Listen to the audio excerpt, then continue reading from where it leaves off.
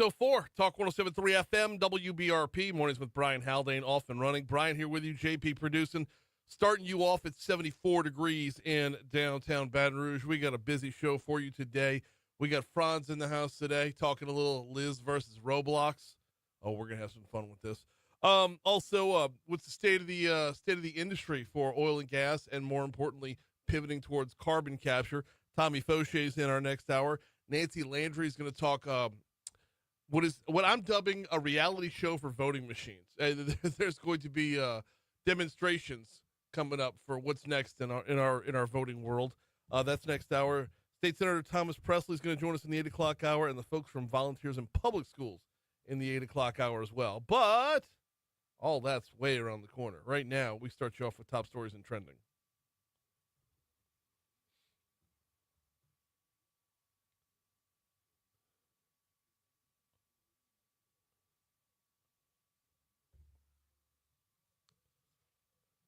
Number 5.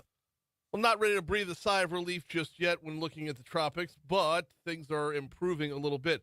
While the East Coast is bracing for storm surge from Aaron, that there's been a disturbance following Aaron that is having trouble turning itself into a named storm.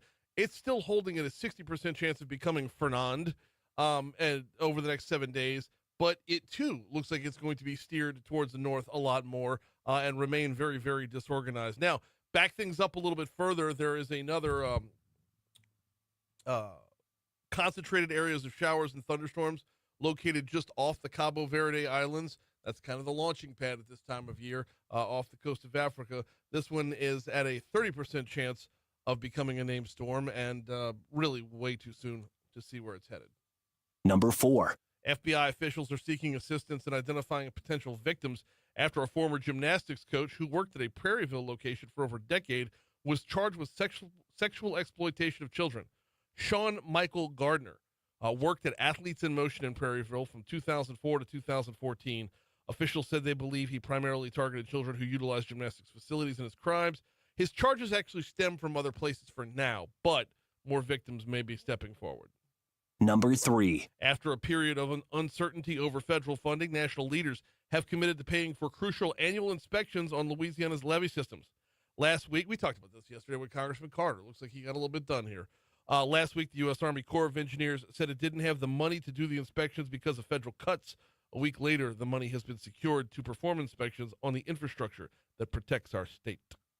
Number 2. BRAC hosted an open house yesterday to showcase new amenities to the Perkins Road Community Park. Some additions that organizers are looking to add include extra parking near Olympia Stadium, bike paths along the Greenway, and more safety features such as security cameras and lighting. There's also plans for a dog park, splash pad, and a kayak launch on the pond. Number 1. The search for the next president of LSU officially began yesterday morning with a meeting among the search committee. The August 19th meeting included an explanation of the role of the Presidential Search Committee headed by LSU's Board of Supervisors, or the head of LSU's Board of Supervisors, Scott Ballard, the role of the consulting firm hired to aid in the search, an overview of the search process and how it will proceed, and the review of the public meetings and records laws. Ballard, by the way, I talked with him yesterday. He's going to be on the show early next week.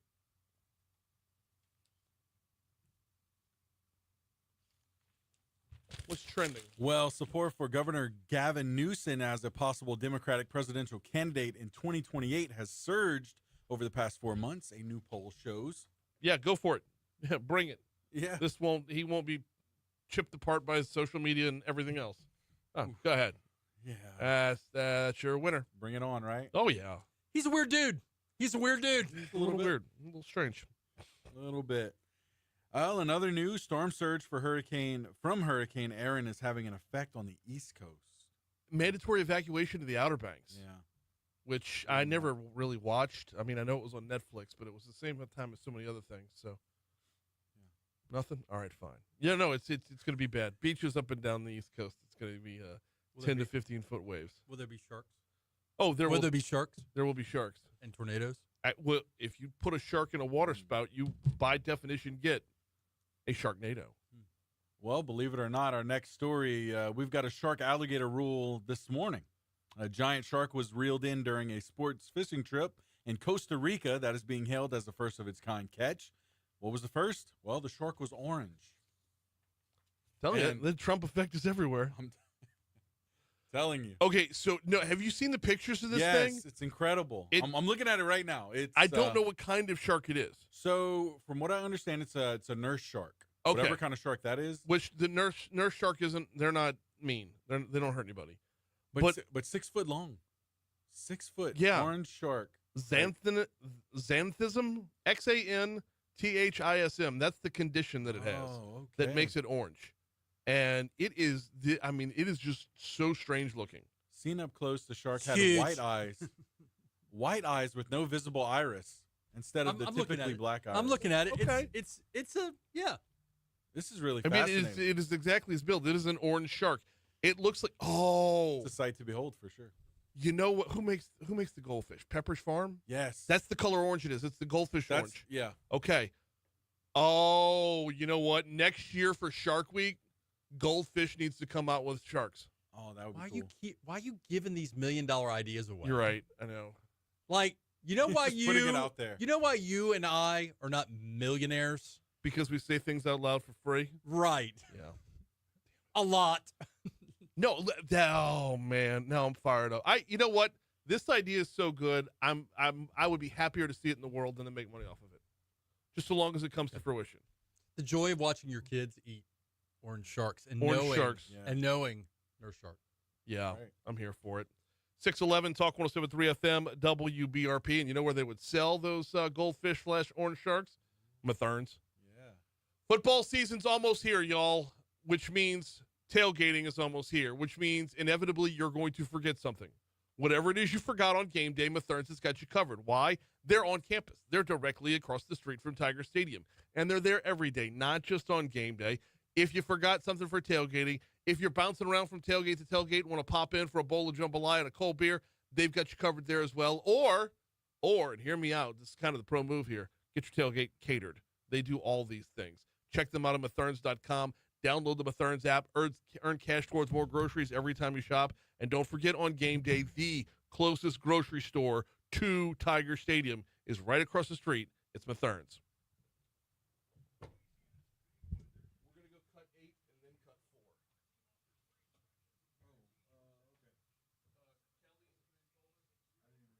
4. David writes, maybe it's a ticker shark from Winnie the Pooh. Oh, David.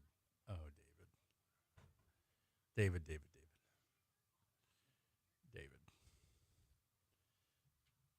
Good morning, Renee. Good morning, Christy. Good morning, David.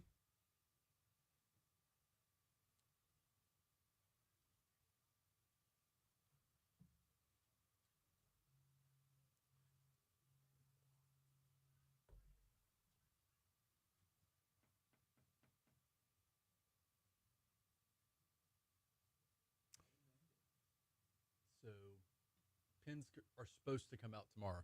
Ooh. You're going to just pull them out like a grenade pen. Oh, Dude, it's going to be so much relief, though. I bet. Like, it'll probably hurt. Like, the pressure buildup and the pulling of the pin out, that's Yeah. going to hurt for a minute. But I'm like, do it. Mm. Do it. Oof.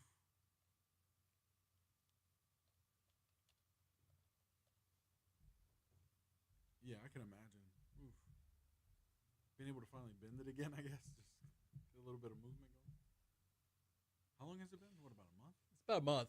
And so, more than anything, I can, when the pins are out, I can go less hardware on the splint and all that. And so, like, having it constantly itchy and, like all squeezed up, it's just, yeah.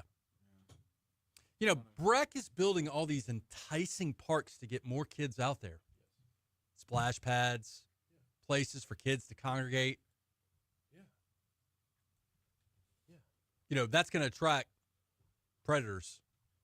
Well, I tell you, when we have when we want to send them to Jeff Epstein Park, that's where it crosses the line. I'm just saying. Making something enticing. Yeah. I got to tell you, man, our Breck Parks Do- these do- days, do- is Breck there- Parks these days, I'm pivoting. Breck Parks these days, so much better. So much better than when you and I were, like, growing up. Like, I know you're not from Baton Rouge, but, like today, like, the climbing, like, the pads, the skateboarding, like the on Kenilworth, there's the skate park. the extreme Yeah. brick. I mean, dude, I love brick parks. I love them, but like Well, today, good. Then you can talk about them at 6:25 because that's what's on the rundown for okay, my library. I'm just telling you. Are you 650 or all the way to 7? 650. I'm just telling you, things are better now. Yes. No more metal slides. No more tetanus. Well, there may be a little bit of tetanus. Probably some tetanus. The tetanus is unavoidable.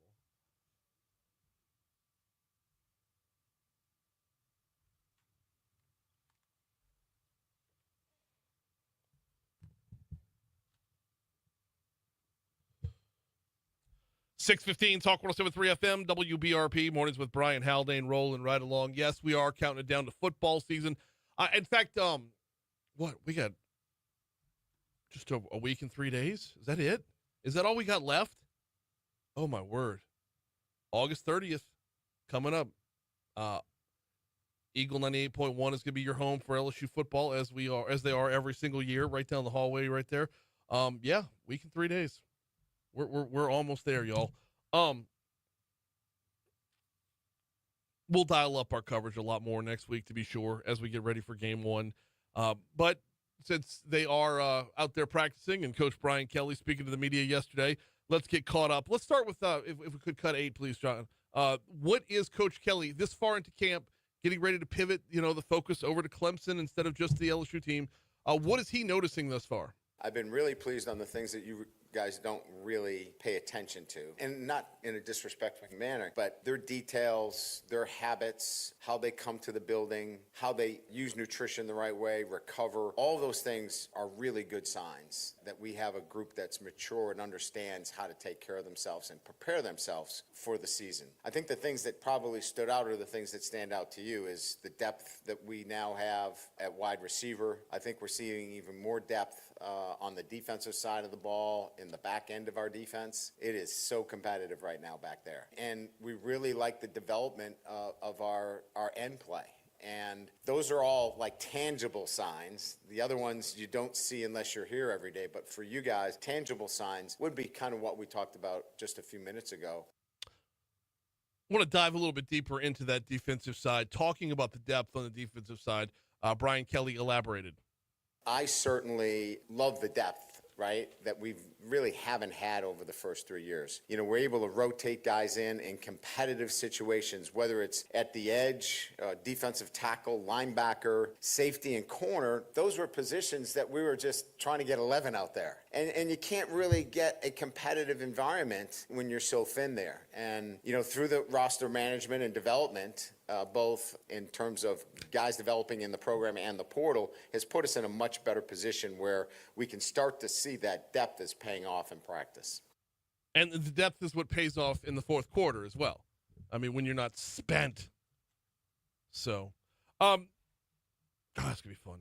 This is going to be a fun ride this year, y'all. Cannot tell you how much I'm looking forward to it. By the way, for all of your LSU coverage throughout the season, LouisianaSports.net is here for you. Our sister station, 104.5 ESPN, a lot of their crew posting up stories every single day. I mean, the coverage has been intense, to be sure. It's like just on top of it. For example, the audio from Brian Kelly came from a press update yesterday. The updates were posted by Hunt Palmer 18 hours ago. So, I mean, the turnaround here is so quick. You are in the moment with LouisianaSports.net. And it's not just the LSU coverage. They've got the Saints coverage as well. LSUSports.net bringing you, and I know we're counting down to football season, but there's a story yesterday about LSU baseball, story about LSU women's basketball. You got some Pels coverage up there at LouisianaSports.net. Of course, Otter puts his locks up there every day. So it's been an unbelievable resource since launching this new website, LouisianaSports.net. As far as the remainder of sports for this morning, we are in the third week of the NFL preseason. I'm trying to pull up my I don't know why the internet gives me trouble at this time every time. All right. Third week of NFL preseason fully gets underway tomorrow, as there will be, for the Thursday games, there will be 2 preseason games tomorrow. Steelers at Panthers, Patriots at Giants. Friday slate will be Eagles at Jets, Falcons at Cowboys, Vikings at Titans, and then the Bears at the Chiefs, and then everybody else will round out on Saturday. I don't believe there's any preseason games Sunday this week. They want to get it all done to get that extra day of rest before the regular season kicks off. The Saints will play on Saturday, right down the hall on Eagle 98.1. Against the Broncos. Sorry. Here comes the Fox Business Report.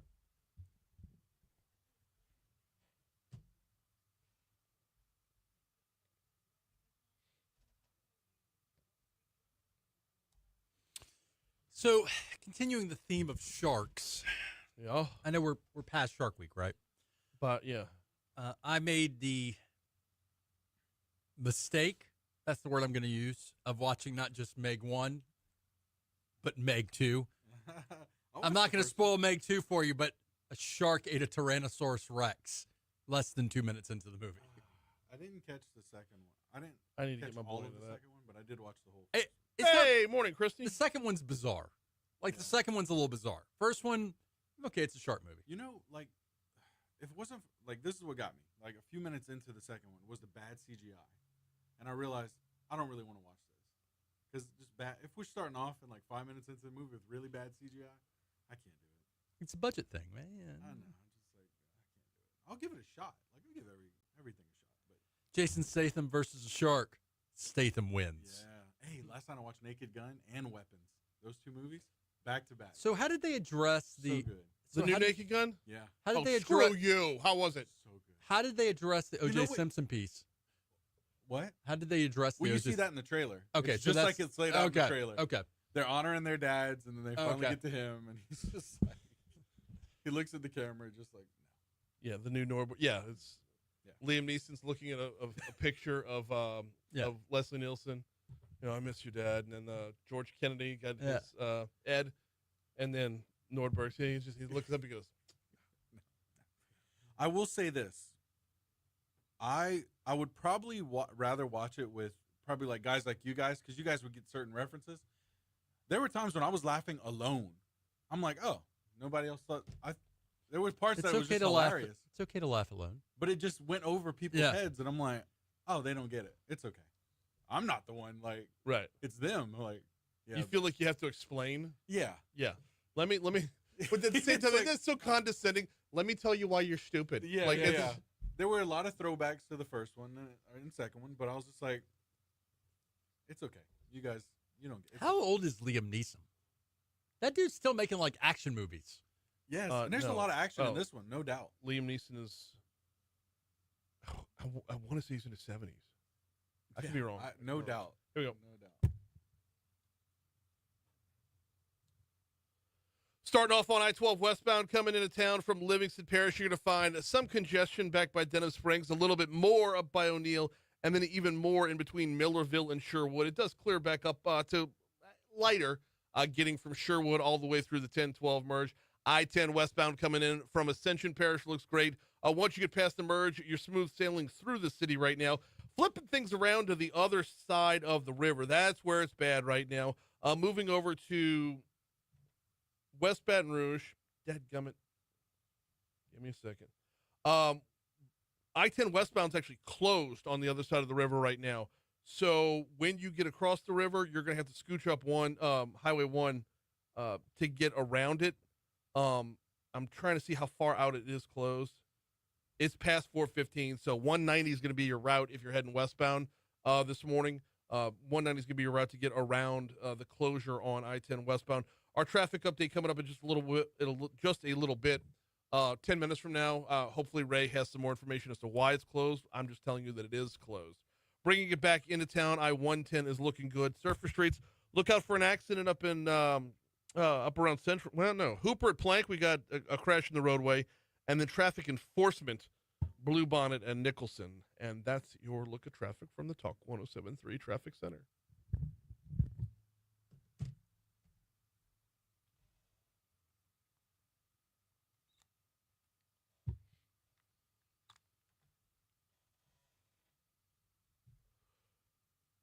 .624 Talk 107.3 FM, WBRP. Mornings with Brian Haldane rolling right along. We haven't checked in with Tommy Faucheaux from LaMoga, the Louisiana Mid-Continent Oil and Gas Association, in a while. And that's going to happen coming up at 7:15. I want to get kind of the state of the industry and his takeaways from the last legislative session. More to the point, his takeaways in the carbon capture world, because there's so much movement right now. But that's coming up 7:15. Right now, legally served.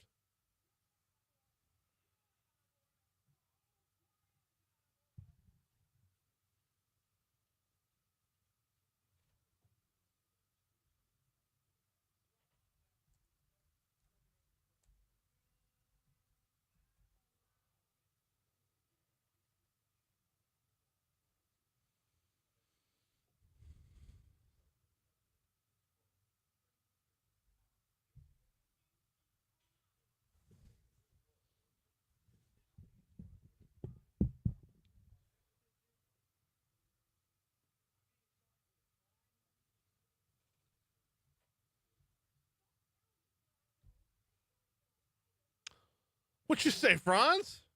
It's Wednesday. Correct. Time for a. Starting off in the right column already. It's Wednesday. I'm going to tear into this topic today. Oh, are you? I'm ready. Are you going to tear into our AG, Liz Myrtle? No, I don't think I'm going to tear into her. I Okay. think this is just the world, the world we're in now. Mhm. And look, you and I, for how long have I been sitting here saying, for how many months have I been saying negligent crime is where it's at now? Prosecuting for negligent crime, and I know we're talking about a civil case today, but putting the responsibility on somebody who may not entirely be responsible because of their contributory negligence. Okay. That's kind of our new thing. Mm-hmm. And am I shocked that we have an attorney general? I mean, it's Louisiana. Am I shocked that we have an attorney general suing a kid's gaming system? Or is that the right way of describing it? I mean, I don't know. Hang on. That's a good place to start, because if you're calling it a kid's gaming system, that is definitely going to frame the conversation. Well, I'll let you deep dive it. Our attorney general, Liz Myrtle, is suing Roblox, which it's not a game in and of itself. It's like a platform for a collection of games underneath a bigger umbrella. Does that make sense? Okay. So it's like an arcade. Within one site, yes. Yeah. There are a number of games within Roblox. Does Fisher play Roblox? He does not. James does. His mother does not allow him on Roblox. That's smart. That's smart, because there are games in there like surviving a Diddy party. There are games I can in see there that being like a real life game.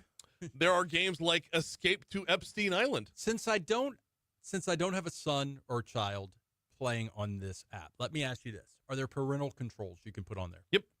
So you can restrict where your child goes. Yes. You can restrict who communicates with your child. Mm-hmm. You can make it to where they're not playing online and just playing. Also correct. Okay. Also correct. Now, that being said, these things do still exist. Okay. So if you are a parent, would you have any reason to believe that if your kid wants Roblox, they're going to be escaping to... Interestingly enough, the phrasing was to Epstein Island, not from. I think I'm from the kid I'm trying to escape from, but that's neither here nor there. Escaping to Diddy's party? No. Surviving Diddy's party. Okay, but to Epstein. Uh-huh. Ooh. So you can make games and put them on there. Yeah. Okay. It makes it sound like the island's a destination, as opposed to what you want to. Who created the internet? Al Gore? Yeah. Well, yeah. I mean, can we agree that the internet has done some horrible, terrible things to some human beings that have allowed them to be preyed on? Oh, absolutely. I want to sue Al Gore for creating the internet. Okay. So the long and the short of it is, Attorney General Liz Myrtle has filed a child protection lawsuit against Roblox, the top gaming site for children and teens, accusing the platform of enabling sexual exploitation and failing to safeguard minors from predators. The lawsuit claims Roblox has facilitated the distribution of child sexual abuse materials, failed to implement basic safety controls, and withheld warnings from parents and young users about the platform's risks. It's the third part where I think she has a good point. I want to see, before I'm going to preface everything that's about to flow from my mouth with, I would like to see the stats. Okay. I would like to see the stats of sex crimes correlated to this gaming system. That, number one. That said, Well, okay. How do you create those statistics? Well, I mean, she apparently this is worthy of a lawsuit. No, I understand. And by the way, who's paying for this lawsuit? Like, this lawsuit could be very expensive. Who's paying for it? But we are the We're citizens all of paying for Louisiana it. who Right. But isn't she speaking on our behalf as So parents? it's not enough. It's not enough that she's going after the criminals that are predators. She's now going off of the gaming platform. I tell you what, we need a break for I wanna peel news, back some layers traffic, of and this. weather. No, I know. We need a break for news, traffic, and weather. I want to hold off on my comments until we get back because it's more than one sentence. Okay. So he's attorney Franz Borghardt. We do Legally Served about this time every single week. ABC News coming your way, followed by our local news, traffic, weather. We'll continue next. Let me go grab the press release off the printer. Do you have a printer up here? Oh. Feels like this would be a good floor to have one, too.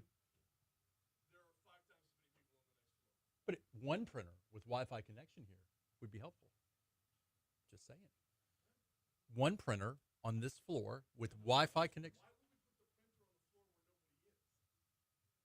One printer, a smaller printer, wireless, that you could print from your, that you can just print a sheet. I'm just saving you. I mean, I'm just trying to guarantee some workers' comp.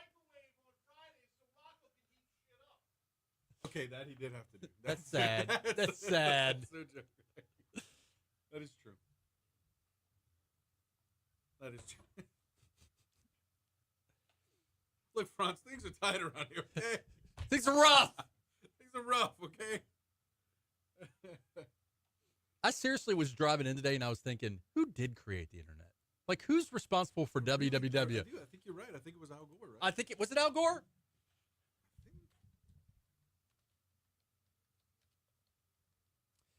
Galen's right. This is the continuation of the tobacco lawsuit with the government chasing deep pockets. It's buying lottery tickets and hoping to win the big one.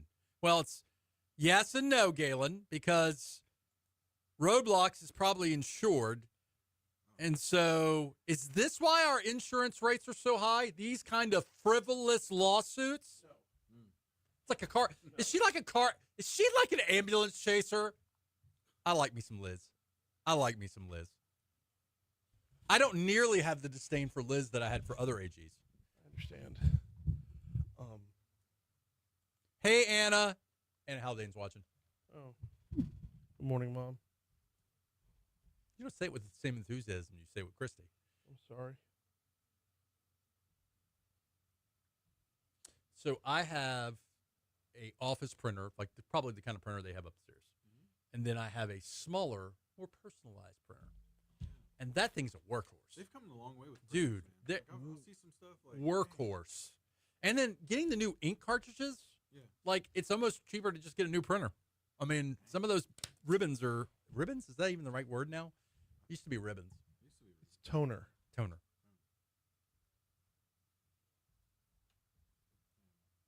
I miss printers making those long, loud noises. That's my evening sound machine. Not white noise. Nope. Printer noise.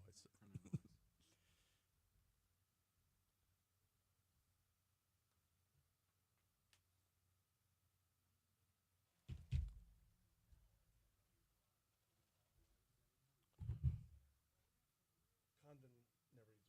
He's got everything like handwritten for his show. I just figured he uses crayons. I print 90% of what I do before he does sometimes. 90% of what I do before I've been thinking about buying you a tablet. Do you have a tablet? I used to. Would you use it? For the show? The same stuff you're using printing out. Would a tablet make your life easier? No. Because you want the paper. I want the paper. Okay. Notes in the margin. Okay. You can I do that scribble. with a tablet too. No, I can't. Okay. I I'm not going to teach you to fish. Okay. handwrite notes in the margin. I got you. I understand. I'm a hypocrite. I have devices that would make legal pads unnecessary. And guess what I use? Legal pads. Legal pads. Yeah. You know what? Right there, boss. I mean, it's not This legal one- size. This one's getting a little sad. Well, it's on its last. I mean, page. are we on I'm- a tight budget around here? We can't get a new legal pad. No. As soon as I'm done with that page, I'm getting a new one. They're in the. I Closet like that upstairs. you use it all the way to the end. I do. And I've been there since last Wednesday because I scribble in the margins. Do you get to order your own office supplies, or do you have to No. go through somebody? Let's go through somebody. So let me tell you one of the most exciting parts, and I love office supplies. One of the most exciting parts about owning your own business, I pick the office supplies I want. Kind of pens I want, I get them. Kind of paper I want, get it. Sticky notes, I'm not limited by one kind of sticky note. Oh, see, I get to tell them whatever I want. Oh, you tell them. I just don't place the order. Oh. Like in my office, I have a half dry erase board, half pin board. Yeah. Or, Was that a fight to get? no.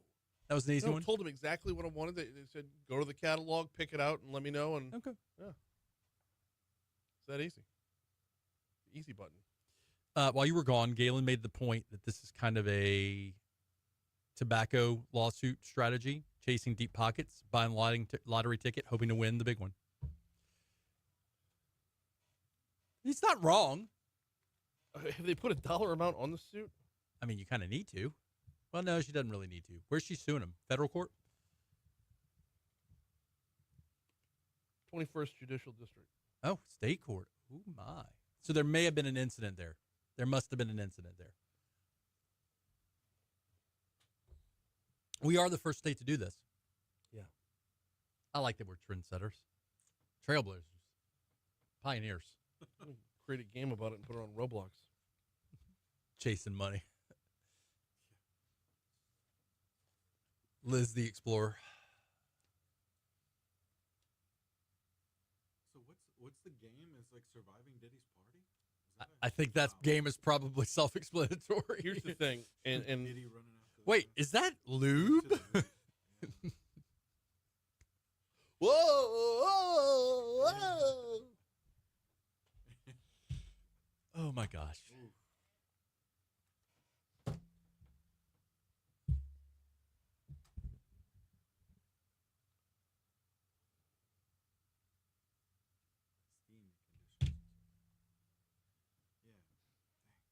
conditions. Yeah. Like there's a scene where Diddy's chasing you near an elevator and he beats you. There's that scene in Get Him to the Greek. Yep. Where he's chasing. Ooh, that's Russell almost Brand. too much like reality, isn't it? Yeah. They get into a fight. Jonah Hill and Yeah. Russell Brand. Yeah. Where they're yeah. Stroke the furry wall. All the way to 50.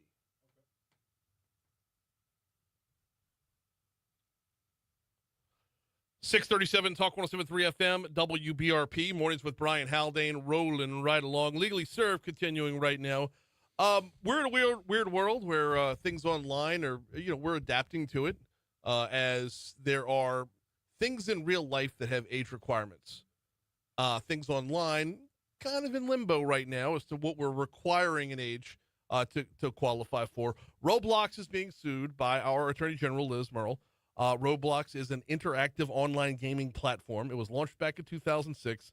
It facilitates, quote, experiences for users. It allows and encourages users to communicate with each other in real time. 20% of Roblox users are 9 years old or younger.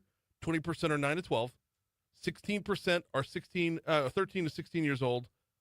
44% of Roblox users are over the age of 17. This is weird to put all these people in one sandbox, but here we are. How could you even verify those stats based on the fact that people lie about their age all the time? Kids lie about their age to get on things, right? Adults on this platform apparently are lying about their age to prey. Mm-hmm. And look, I don't think the adults are lying about their age. There is no age minimum. or maximum. You mean. There's no minimum nor maximum. Right. And there's no requirement to verify. So you don't have to verify age. You don't have to verify parental permission. There are permission control or, controls that you can. James is on Roblox, and we've got all the controls in place here. I went searching for all the questionable games last night. For research. Don't give me that look, JP. I wasn't trying to play Diddy Party. I was seeing if it was accessible under James's ID. Every day is Diddy Party at the Haldane house. Whoa. Don't go down. That is a slippery slope. Your poor wife's going to open the door. Franz ships like a case of Don't do it. No. Here's my thing. If I was a dad, Yeah. and my child You fell are a dad. victim, to Roblox, my child's not on Roblox, and I do put somewhat of the burden on parents on this one, and fell victim to prey, sexual assault, sexual prey, I would be furious and I'd want to sue everybody too. So to that degree, I get it. Okay. I get it, right? I'm a lawyer. I get it. I understand. And it's like, what was that movie filmed in New Orleans? John Cusack, Gene Hackman was the bad guy. Runaway Jerry. It was like the movie where they want to sue the gun company for the gun deaths. How do you feel about this? Go ahead. I spend entirely too much time on social media. Mm-hmm. We can agree. No, We all can nobody's agree. disagreeing with that. Yeah. Entirely too much time for a 46-year-old man to be on social media. Almost like it's addictive. Almost like the algorithms on social media are predatorial. Yeah. I want to sue Facebook for that. Okay, but you're a grown-ass adult. So what? It's targeting someone, an adult. Which is that much more egregious if you don't have a fully developed mind. Right. You so can- who's responsible for the kids? Grown-ass adult Right, parents. right. No, I understand that. But this is where our Attorney General is stepping in, saying, look, Roblox isn't telling you that there's something to be on the lookout for. There's a reason that tobacco is behind the counter in the convenience store. There's a reason that you have to show ID to purchase alcohol. There are requirements for your age. That's what she's looking for here. So, allow me to defend AG Liz. You know, I'm defending AG Liz. Allow me to defend her for a Go second. for it. Sometimes we sue people not about the money. This isn't about money. This is about what? Change. Yes. Injunctive relief is the term that's used Right. in the press release. Now, my question is, what efforts were made with the Attorney General's office and Roblox? Just row, not road. Is it Ro? It's Roblox? Roblox. Roblox, not road. Road. Roblox. Okay. So, what efforts were made between the AG's office and this company, this platform, prior to filing suit? Mm-hmm. Or was this all about the shock and awe, the publicity and all? I mean, that if you're really trying to get change, did you try to change first before you just fired torpedoes at him? I don't know that. I don't know. That's a the answer to valid question. that. It is isn't it? No, it is a valid question. I mean, And if they, were dismissive or shot her down or whatever. how would you feel if a parent whose child fell victim to sexual, human trafficking, assault, whatever? How would you feel about a parent, perfectly normal parent, like you or me, John, gets criminally prosecuted for not safeguarding their children? We've had this discussion before, and it's come into question before, and there's good questions to be raised by that. Mm-hmm. Obviously, it depends on the situation. Right. Obviously, it depends on the individual scenario, but we've seen times where you want parents charged for the kids' actions the kids' results. We have a scenario right now where the FBI is asking for information about an instructor. The right? gymnastics instructor. Gymnastics instructor. Okay? Your son, my son, they all play sports. Yeah. Right? Yeah. And look, this goes way back. Like, I'm talking about Gary Plauché days. Right. Of coaches, instructors sexually assaulting human beings. Mm-hmm. Your sensibilities would be offended if I said, well, hey, your son was taking this karate instruction and the instructor was sexually abusing him. It's partly your fault. Would you be offended by that? Okay. Well, you got to have a few more details Well, I mean, in your factual selective scenario here. It's factual right. specific. Right. If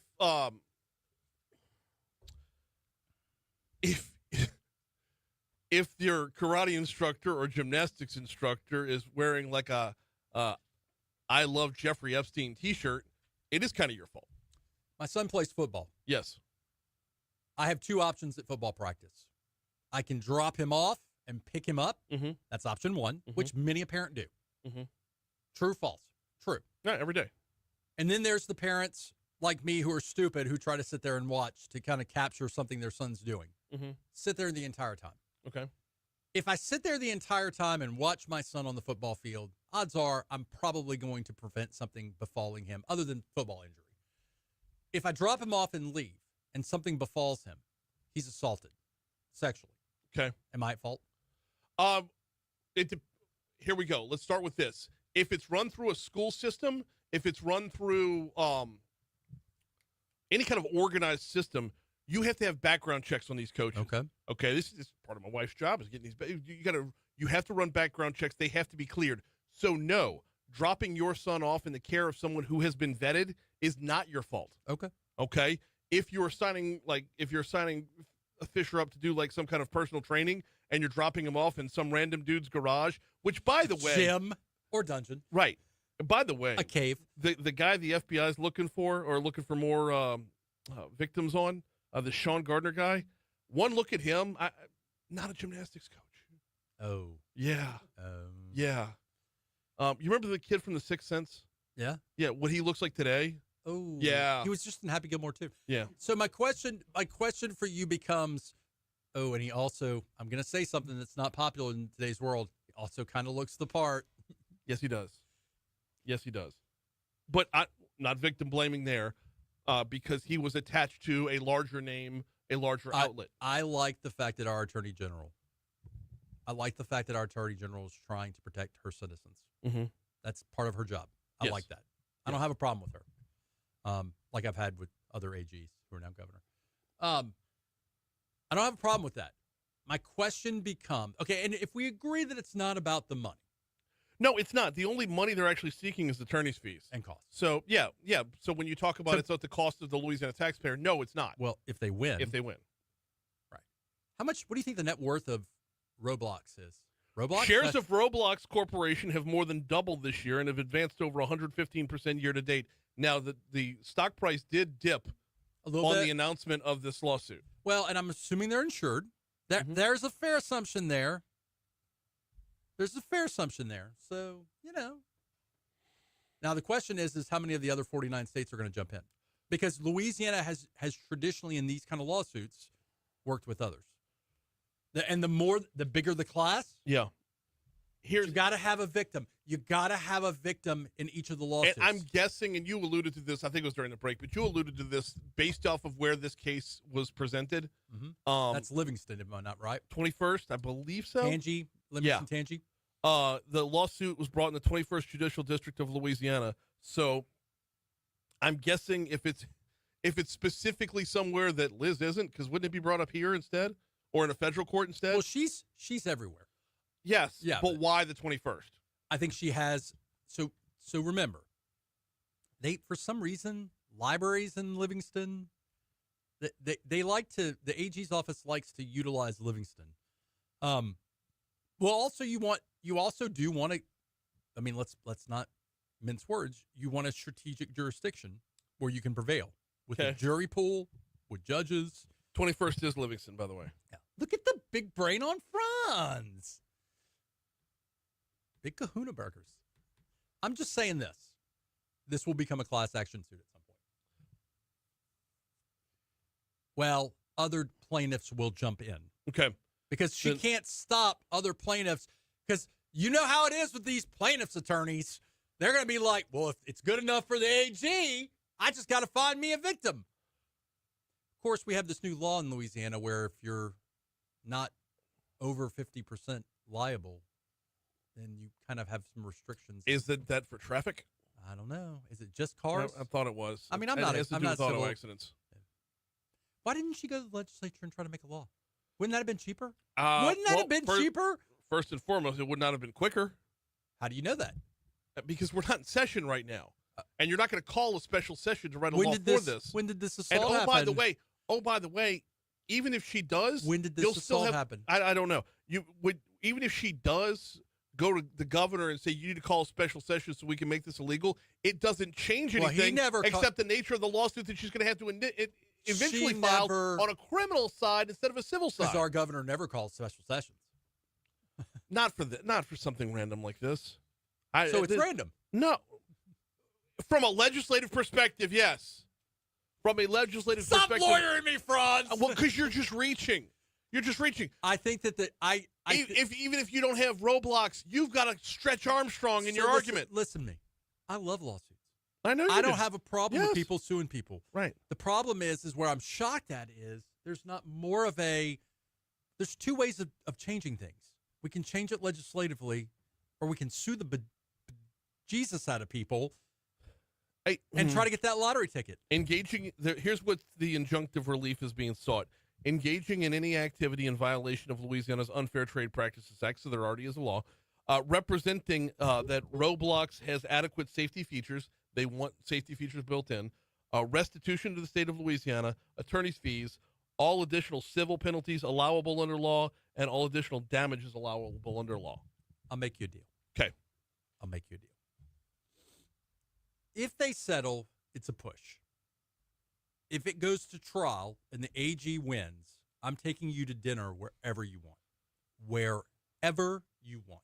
And if they get zeroed out, you're taking me to dinner wherever I want. We can put some safeguards on this. This is going to be more of a push than playing a hand of pie gow. I don't know. Roblox has already responded. There's no way that they don't settle this. What was their response been? Oh, I have to go back and read it. Was it? No, it wasn't. Was it the Stone Cold Steve Austin response? It wasn't double bird fingers. All right. Well, we should sue Angry Birds. It gives us more to follow. In the meanwhile, you got to get over to Court TV. Bye, guys. Later. 6:51. Quick break. We're coming back next. Does James play Angry Birds? I don't think so. It promotes violence.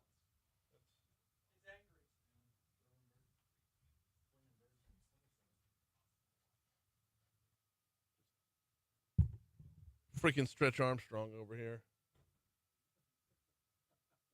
Every argument he had was a total reach. That's how I know when he doesn't do his homework. If he just wants to, over-the-top lawyer at asking ridiculous questions.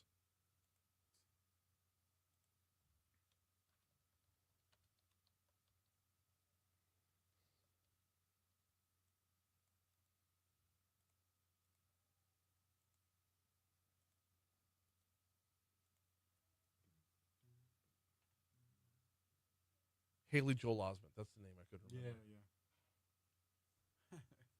Yeah, he is in Happy Gilmore too. Oh my gosh.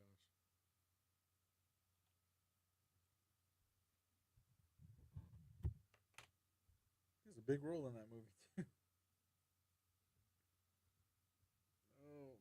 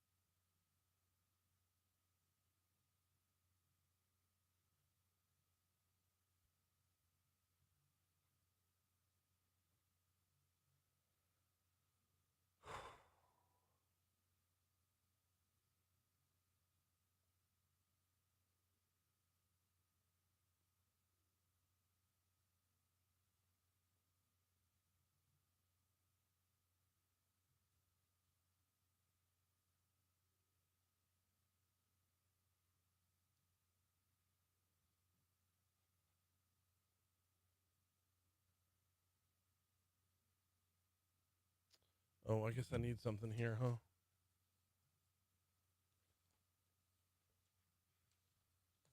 Oh yeah.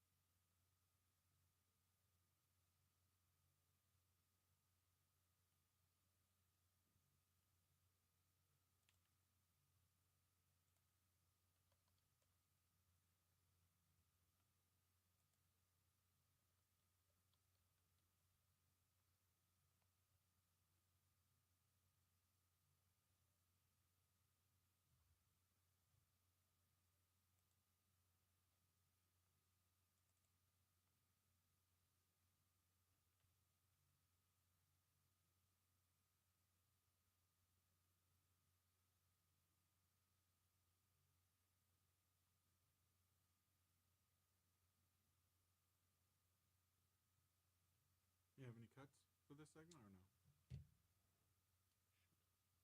Sorry, I got distracted. Oh, no, you're good. I just wanted to make sure I had them for you if you had anything. Yeah, hang on.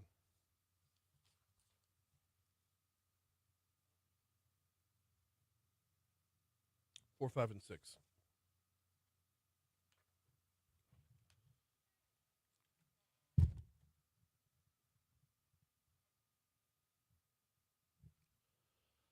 .655 Talk 107.3 FM WBRP mornings with Brian Haldane rolling right along. Thanks again to attorney Franz Borghardt for really a great stretch this morning, because that's all his arguments did was just stretch and reach. I'll be available. I shouldn't say that after he leaves. That's not fair once he's not here anymore. I'll be available on demand at talk1073.com after the show is over with this morning. Do need to remind you about the folks over at Breck. Breck.org is the home base online if you want to learn everything there is to know about our parish's recreational department. Want to learn about the different parks that are out there. In fact, we have a story in Top Stories and Trending about the Breck Park off of Perkins Road. Want to learn about the different leagues that are going on, different events that are happening, programs that are out there regularly. There are, I'm running through a couple of them right here. When it comes to, I've got the Breck book in my hand. When it comes to different programs, I'm just going to pick a few randomly. You ready for this? How about the Student Horse Show? Breck lesson students experience an exciting day at a horse show. They'll be showcasing their skills and gaining valuable experience in a supportive and welcoming atmosphere. That horse show is coming up in October at Farr Park. Okay, that's one. How about Skateboarding Academy? That's coming up all through September. How about Archery 101 coming up October 2nd out at Womack Park? Just scrolling through a little more here. Pee Wee Tennis Program, the Open House Series for juniors. The number of possibilities, the number of options is seemingly infinite. I mean, it's finite, but it's seemingly infinite. Check them out at breck.org. All right, we've got to take you up to North Louisiana real quick, as we have a good 2 minutes until we hit news at the top of the hour. In our news at the bottom of the hour from our news partners at Louisiana Radio Network, Northeast Louisiana might get the thumbs up today for a power plant that Entergy is looking to build that would power the massive Meta data center. The project has it's been called into question a little bit. The Alliance for Affordable Energy is asking the Public Service Commission to hold off on voting until October.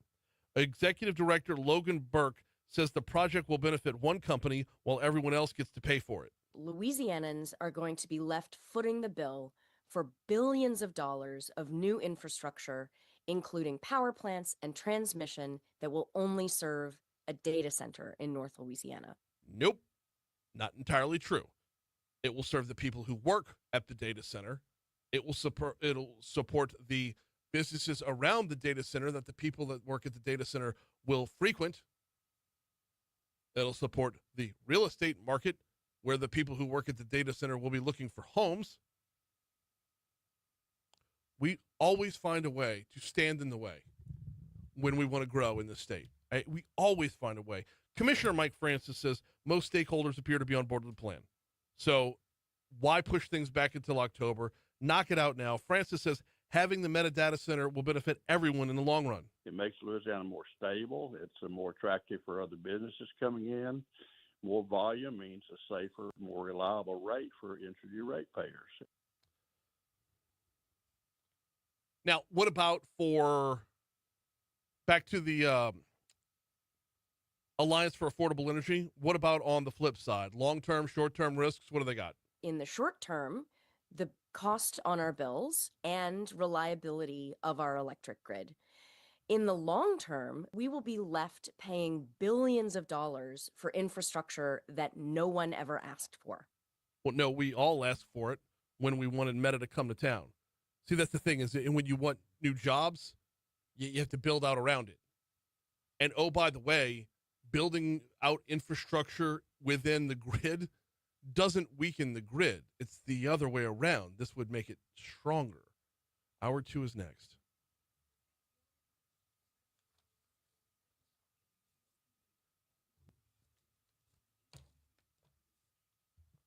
How does building another power plant weaken our grid? I'm confused. Yeah.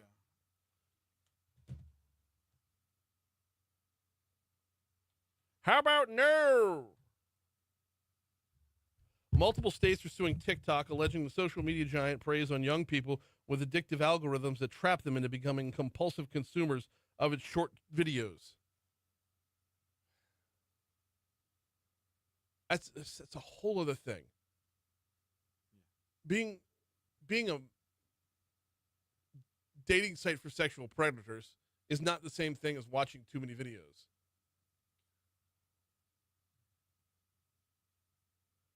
And for some reason, I can't like people's comments anymore. I can only reply.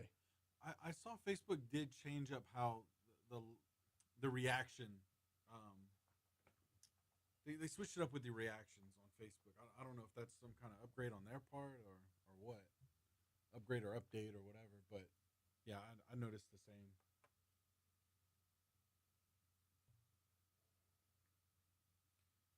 Sonny asked, "Is the person reading that in AI?" Yeah, I was responding to that literally as you were reading it. Yeah. It was really clear. Usually, I'm not used to audio that clear, and I kind of thought the same thing. But it was also like, it wasn't just the clarity; it was the voice. Yeah.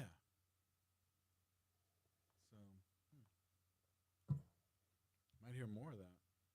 You might tune in for Mornings with Brian Haldane, and no one's on screen. Maybe an AI generated version of you. I could use the rest. And you're just like, and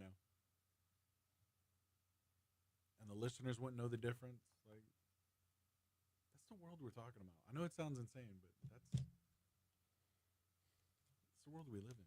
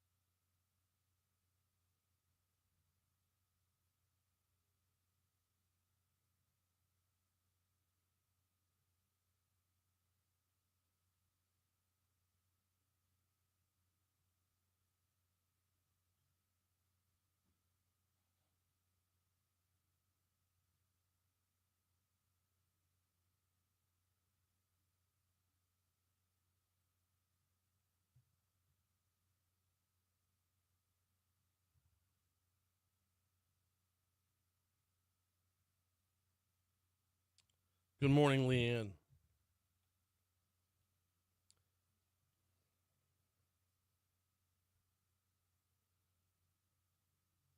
By the way, y'all, we're putting in plans for next year already.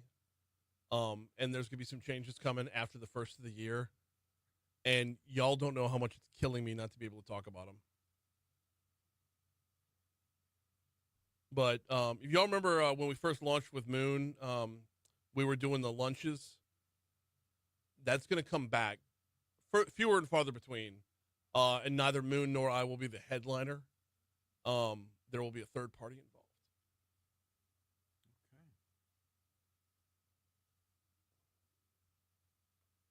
There's enough audio of me to make an AI Haldane show. I've heard Rogan ones that sound real. Look, bring it the hell on, man. Bring it on. And here's why. It's well, number one, I need the rest, and number two, I'll just go work out. I'll be at the gym if you need me. Yeah. That's.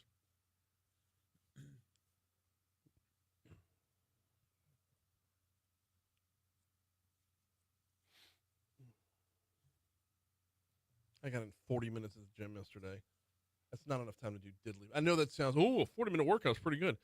I split between cardio and resistant, like weight training and whatnot. So 40 minutes sounds good, but 20 minutes of each isn't crap. I'm not sweating through my shirt yet, nothing. Yeah, considering I did 0. 40 sounds really good. Anything under an hour, and I just feel like I'm wasting my time. Give us a hint. Will people be getting throat punched at lunch? The throat punch lunch. I think that's what we're going to call it. Throat punch lunch. There we go. All right. I'll work on the logo now. Man. No one's getting throat punched. No one's ever been throat punched. The only violence that occurred between me and Matt in the studio was me throwing my BlackBerry at that wall.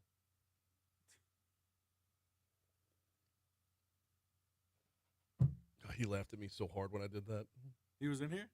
Matt, yeah. When I used to co-host with Kennedy, yeah. Oh, man. That's funny. Yep. 7:05, Talk 107.3 FM, WBRP, Mornings with Brian Haldane, rolling right along. Hour 2 coming your way right now. Brian here with you. JP producing, I believe we're holding at 74 degrees in downtown Baton Rouge. Going to get a lot hotter than that, though, for sure. And then, of course, it's probably just going to storm in the early afternoon or late afternoon hours and then cool everything back off again. I got to tell you, I'm loving that, y'all. The weekly drop of 20 degrees at 4 to 4:30 p.m., where like, oh, it's 96 right now. Give it a minute. Oh, it's raining sideways. And now it's 76. Like, I'm just thinking from my electric bill standpoint, that's all. Because we don't have a metadata center down here to build out more power plants. Hour 2 coming your way right now. We got Tommy Faucheaux from the Louisiana Mid-Continent Oil and Gas Association coming up in our next segment. Let's get a little state of the industry, if you will, on oil and gas. More to the point, we're not talking carbon capture nearly enough. We're going to cover that with Tommy as well. And then what will our next voting machines look like? Nancy Landry has kind of coordinated a demo day for all of them. Basically, you bring in different voting machines, see which one gets a rose and moves on to the next round. We're going to reality show this. Like the Bachelor or the Bachelorette, we're going to have the voting machine coming this fall to ABC. Right now, we got top stories and trending.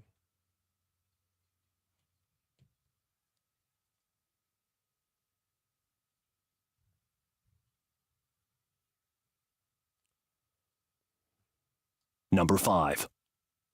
We have gone to orange on the map of the tropics. Okay, so Aaron's not going to be a problem for us, but we'll push some storm surge towards the coast. Behind Aaron, there is another disturbance that has a 60% chance of becoming a named storm over the next 7 days. It has remained disorganized for a number of days now, and it is turning north as well. So it's being steered away from us. I'm moving on from that one. Even if it becomes a named storm, becomes Fernand, won't be our problem here. Moving on to the next one, there's a tropical wave located to the southwest of the Cabo Verde Islands. When we reported on this an hour ago, it had a 30% chance of becoming a named storm. As of the 7 a.m. numbers, it's now a 40% chance of becoming a named storm. Number 4. I wasn't done. You're good. It You're was good. that subtle I pause. know. My bad. I went to take a Was that- breath, and environmental conditions appear marginally favorable for additional development over the next day or so while the system moves westward around 15 miles per hour. It's that westward versus northwestward that I'm keeping an eye on. Number 4. There it is. FBI officials are seeking assistance in identifying potential victims after a former gymnastics coach who worked at a Prairieville location for over a decade was charged with sexual exploitation of children. Sean Michael Gardner worked at Athletes in Motion, though he looks neither like an athlete nor like he's in motion. He worked there in Prairieville from 2004 to 2014.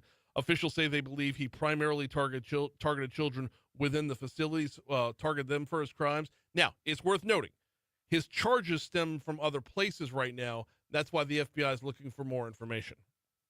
Number 3. After a period of uncertainty over federal funding, national leaders have committed to paying for crucial annual inspections on Louisiana's levee systems. Last week, the Army Corps of Engineers said it didn't have the money to do the inspections because of federal cuts. We talked with Congressman Troy Carter about this in D.C. Current yesterday. He sent a letter to the president and a number of others. Looks like that letter might have been opened and possibly read because the money has been secured to perform inspections on the infrastructure that protects Louisiana. Number 2. The search for the next president of LSU officially began yesterday morning with a meeting among the search committee. That meeting included an explanation of the role of the Presidential Search Committee, which is headed by LSU's Board of Supervisors head Scott Ballard, the role of the consulting firm hired to aid in the search, an overview of the search process and how it will proceed, and a review of the public meetings and records laws. Talked with Scott Ballard yesterday. He is going to join us early next week. Number 1. Takes us back to the traffic center here on the other side of the river. This is, it's causing some problems, y'all. I-10 westbound is closed near Lobdell Highway exit in West Baton Rouge after a gravel truck overturned and then another vehicle caught fire this morning. The entire interstate going westbound is closed between Highway 1 and Gross Tate. Eastbound traffic is down to one lane at Lobdell because there are significant delays in both directions.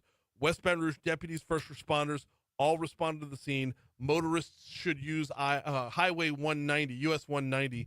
In the meanwhile, if you're still on this side of the bridge and you're headed that way, maybe head up 110 to get to the old bridge before you even cross, because it is jammed.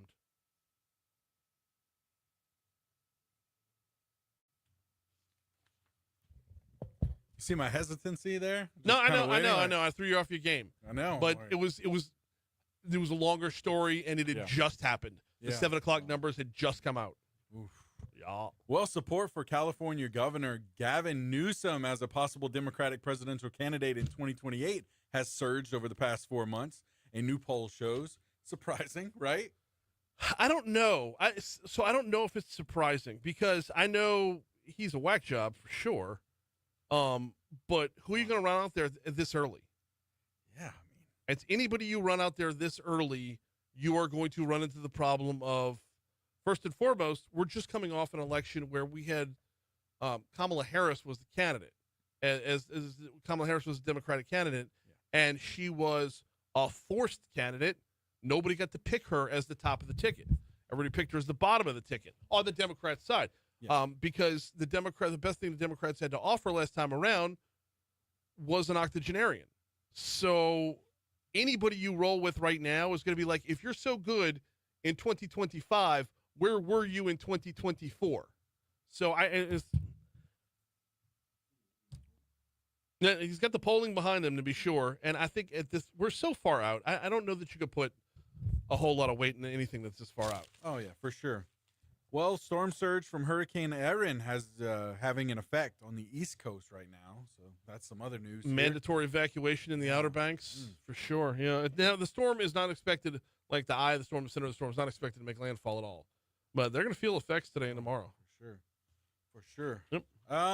We've got a shark alligator rule story Yeah. for you this morning. A giant shark was reeled in during a sport fishing trip in Costa Rica that is being hailed as the first of its kind catch. Well, what is the first? Well, the shark was orange. Orange shark. Orange shark. Orange shark, and it is everything you'd think when you think an orange shark. Yes. And so you know how, like, the Pepperidge Farm goldfish, they're not really gold, they're more orange. Right. It's that color orange. Yeah. That's your orange. 6-foot nurse shark. Yeah, and that's the nurse sharks don't hurt anybody. Right. It's not like a great white or a great orange. No, but this is it's a sight to behold for It's a sure. big fish. It's And pretty it's even cool. more outlandish when it's orange. Yeah. It's really like, cool. yeah, how's your koi pond looking? Yeah. You know? Coming up on 713 at Talk 107.3 FM, WBRP. Due up for a quick break. Before we take that break, though, want to remind you about the folks at NeuroJust. If you are battling, or someone you know or love is battling or suffering from anxiety and depression, you already know. It's a constant fight or flight battle in your mind. You already know that it is exhausting to constantly be in a fight or flight battle. That's what turns anxiety into depression, is the inevitability of it. Those constant, Hurricane Erin-sized waves that are just lapping back and forth in your head. If you need to calm those seas, and you found that traditional therapy and or prescription drugs don't do the trick, maybe give TMS a look. What is TMS? Stands for transcranial magnetic stimulation. These are using magnetic pulses exteriorly, using magnetic pulses to stimulate areas of the brain involved in mood regulation. This is FDA approved. It is safe. It is effective. How effective? How about 70 to 80% of patients show response rates, and 60 to 70% show full remission rates. It's non-invasive. There are no side effects. It's called TMS. Our friends at NeuroJust are the ones who are handling this. Check them out at neurojust.com. Right? Well, golly. Is that Tommy? Is it 1,000 degrees in here today? It's hot in the studio today.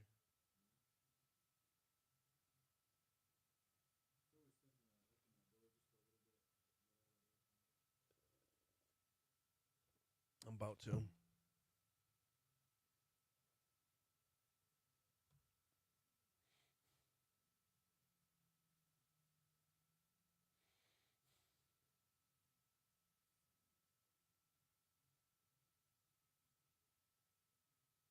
Hey, Facebook, have y'all watched the Nat Geo documentary, Hurricane Katrina, Race Against Time. Christy and I started it last night. I'm putting together the Katrina show, which is going to be so disjointed. So I'm going to try and be. I got too many masters on that day. The 20th anniversary of Hurricane Katrina is the day before the first LSU game. Well, what's a girl to do? Like, I can't not talk about LSU football when basically they have to make the playoffs this year. And I can't not talk about Katrina because it's 20th anniversary. So we're going to try and compartmentalize a little bit.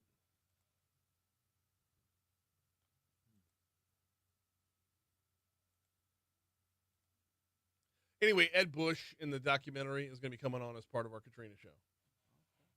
Hello.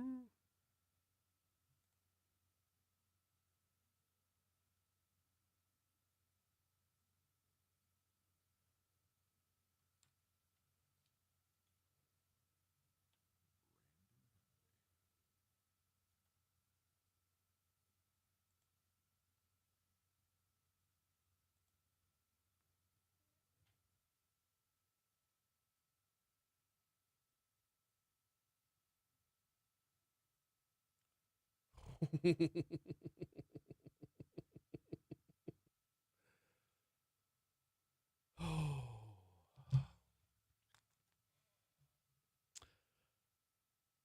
717 Talk 107.3 FM WBRP mornings with Brian Haldane rolling right along. We're going to talk with our state's Secretary of State in our next segment. Nancy Landry going to join us, talk about what they're doing to roll out and choose on new voting machines. Right now, though, what's the state of the industry when it comes to oil and gas, and more importantly, the pivot towards carbon capture as part of our overall plan? Joining us now as the head of the Louisiana Mid-Continent Oil and Gas Association, he is Tommy Faucheaux. How are you, man? I am good. How are you doing? Could not be better. Could not be better. We're rolling through a Wednesday. Just a million things going on. I mean, if we get rid of the gravel truck on I-10 westbound, we'll be good. I just, I'm listening to you guys, and so I pull up Google Maps to see what the mess of the day looks like. Nope. That doesn't look like a good situation. But hey, look, most importantly, you have to send me a picture of the orange shark. I'm listening to that before you come in. That's something I gotta see more of. It will be on its way during the news break at the bottom of the hour. I will send it to you as soon as we are done here because it is a sight to behold. It's the same color as like the Pepperidge Farm goldfish. It is that color. I love goldfish. So do I. So do I. So during the last hour, we came up with next year for Shark Week, Pepperidge Farms needs to go from goldfish to gold sharks. Let's do it. That's the promotion of a lifetime.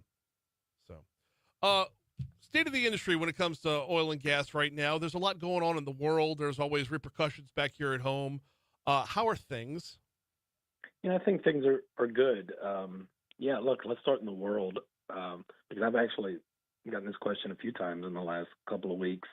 A lot of people watching, rightfully so, these negotiations that are going on between the United States, European leaders, with Russia and Ukraine.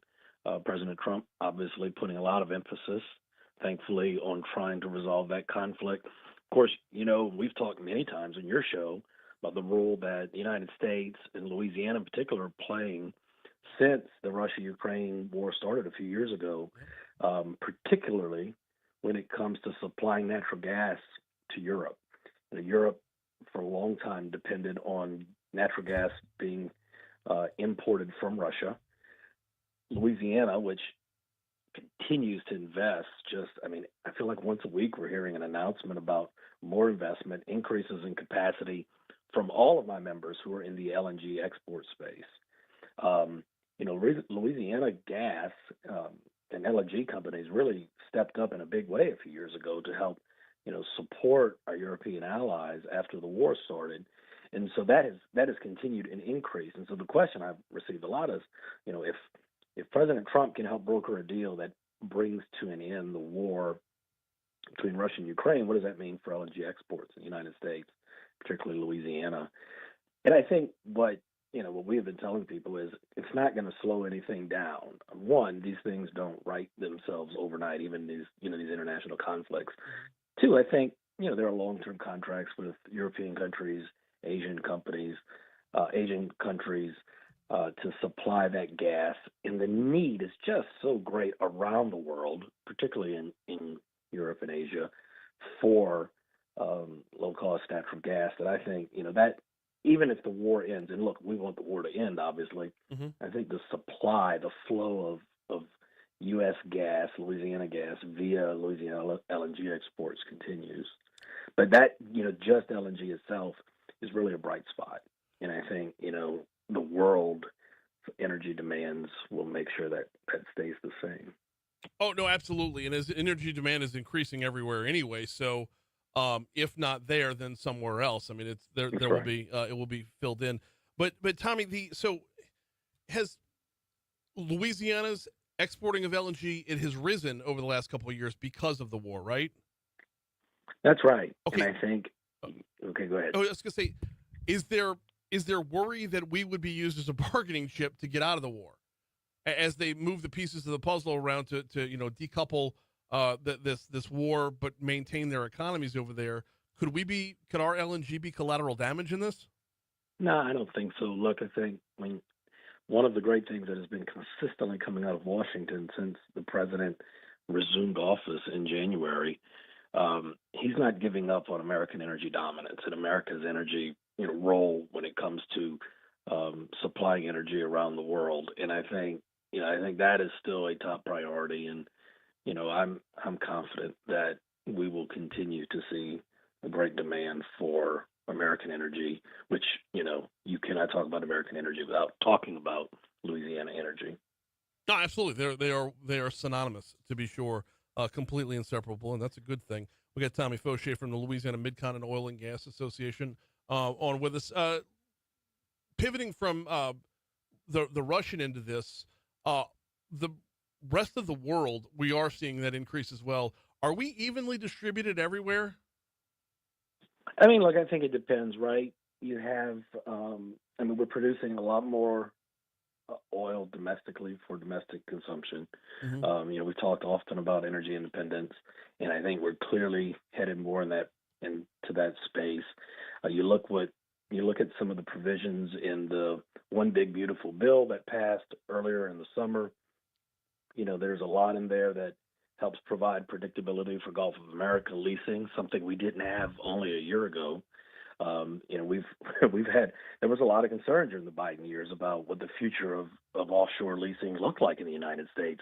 Clearly, the president has made it a priority to make sure that we continue to produce more oil and gas in the Gulf, and there are provisions in the Big Beautiful Bill, the BBB, that will help provide companies predictability. So I think we're taking care of energy needs at home.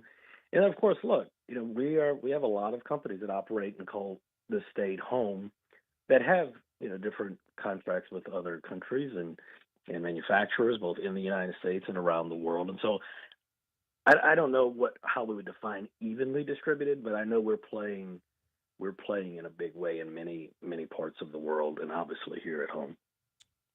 Talk with Tommy Faucheaux from Lamoga about just basically the state of the industry. I haven't spoken to you since the end of the legislative session.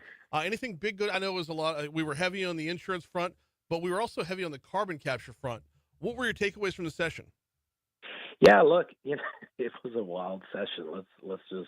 Let's be blunt. But I think when we get to the end and I look in our space, there are still some opportunities on the tax front. We continue to want to have conversations with local governments about the repeal of the inventory tax. I know that's a priority of the governor. We would love to see that tax go away. Of course, we also, as members of all the communities where we're located, want to make sure that those communities are well positioned for success. So any tax transitions, even rolling back taxes, lowering millages, need to be done in a responsible way. And so some of that, we talked about during the session and will continue between now and next year. On the carbon front, lot of heat and discussion and debate in the carbon capture space. I think we talked a few times throughout the session. Mm-hmm. And, there is support for CCS in this state. There's a lot of support. We're hearing noise, but I think the majority of Louisianans, see carbon capture as, the way we see it, as just a continuation of of innovation in the oil and gas industry. And so there was a lot of legislation that we were able to stop that would have banned carbon capture, that would have made it illegal, that would have given communities options, the ability to opt out. We were able to stop a lot of that. That being said, there were some policies put in place that were going to, I think, force more conversations about just how we are managing pipelines, things like that. What I would say is, let's fast forward a little bit. So we're coming back from the summer. You're really seeing a lot of support for carbon capture in a few different ways, not just with the legislature, but the governor made a great speech just Friday at the legislator event in Lake Charles, talking about the importance of carbon capture and Louisiana's opportunity to really capitalize on that. You had members of the legislature visiting the White House last week, where the president's team, his cabinet secretaries, were very clear with legislators in Louisiana. You have an opportunity down south to really lean in and see the advantages of CCS because of your strong oil and gas industry. And the president's cabinet, I think, made it crystal clear to legislators: if you do not take this opportunity, if Louisiana decides they don't want it, somebody else is going to pick up the ball and reap the benefits. And so, what I am pleased to see is just a lot of support. And quite frankly, it's not a surprise. It's a lot of what, Brian, we were saying the entire session. Mm-hmm. Trump administration supports this. They want it. They think it's needed.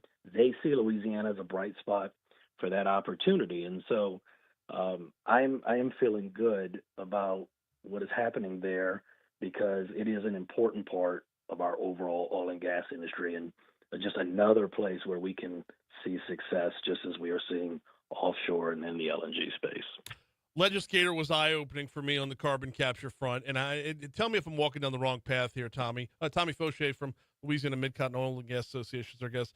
Tell me if I'm walking down the wrong path here. In 1970, Houston was roughly double the size of New Orleans. Today, Houston is 7 times the size of New Orleans. And that is due in no small part, not completely, but in no small part, to how we handled policy and the oil and gas business, and how we handled being business friendly here versus Texas being business friendly over there. I view carbon capture as our mulligan here. I mean, New Orleans and Morgan City could have been like Houston and Baytown, but we chose not to play nice.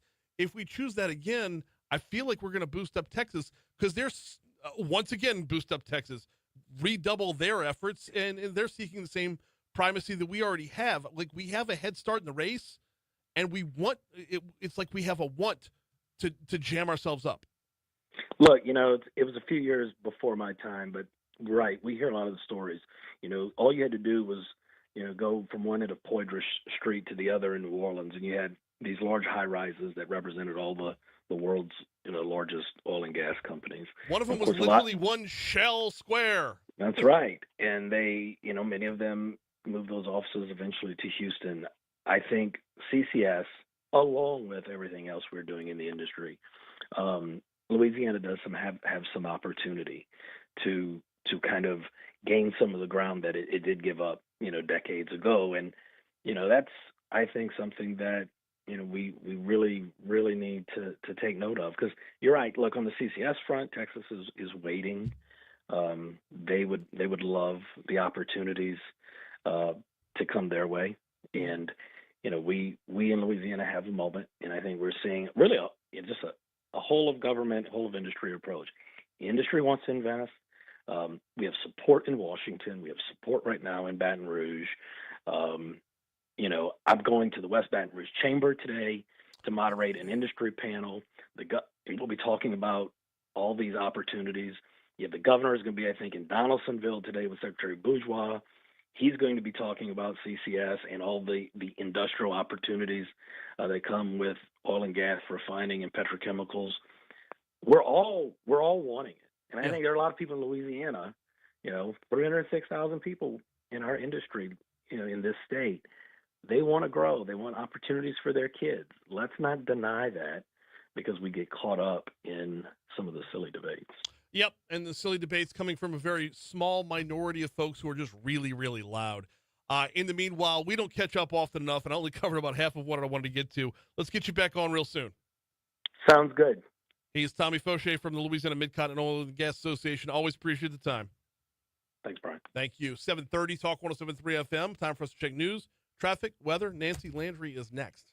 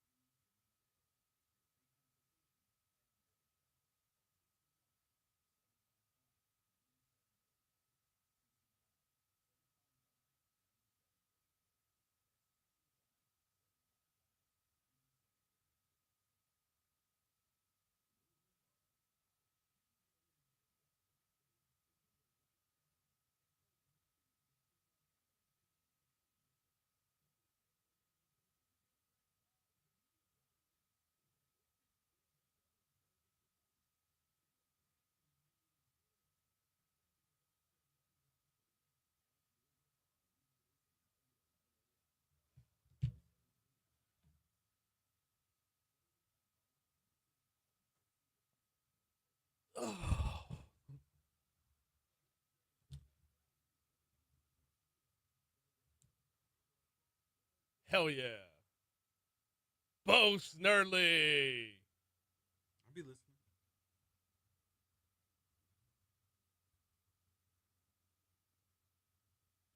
I'll be listening to both. I went down a rabbit hole with this Virginia schools thing that I have no business talking about, so I'm not going to talk about it. I don't know why I'm bothered reading it. I know why I'm reading it, because it's rage bait. Yeah. As a trans student filmed two boys in the locker room, and the two boys the trans students filmed are in trouble. The two boys are in trouble? Yeah. Okay. Not the trans student who was filming in the locker room. Of course not. Why would you do that?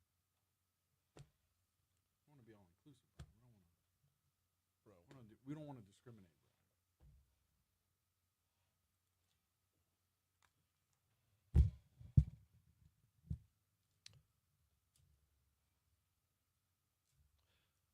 7:38. Talk 107.3 FM, WBRP, mornings with Brian Haldane, rolling right along. Let's talk about voting and voting on voting systems. Voting on how to vote. As part of Louisiana's efforts to secure a new voting system for future elections, Secretary Nancy Landry invites the public to view public demonstrations of voting systems and system components that will be tested for certification for use. Joining us to talk about this right now is our state's Secretary of State, Nancy Landry. Secretary Landry, good morning. Welcome back to Talk 107.3. How are you? Good morning. Thank you for having me on. I appreciate it. No, glad to have you on. I'm glad this is kind of at the forefront, right? Because when you have this level of public input and transparency, then everything remains above reproach, and we can move forward with something that we all want. So, right from the jump, this is, it's awesome to see this being handled this way.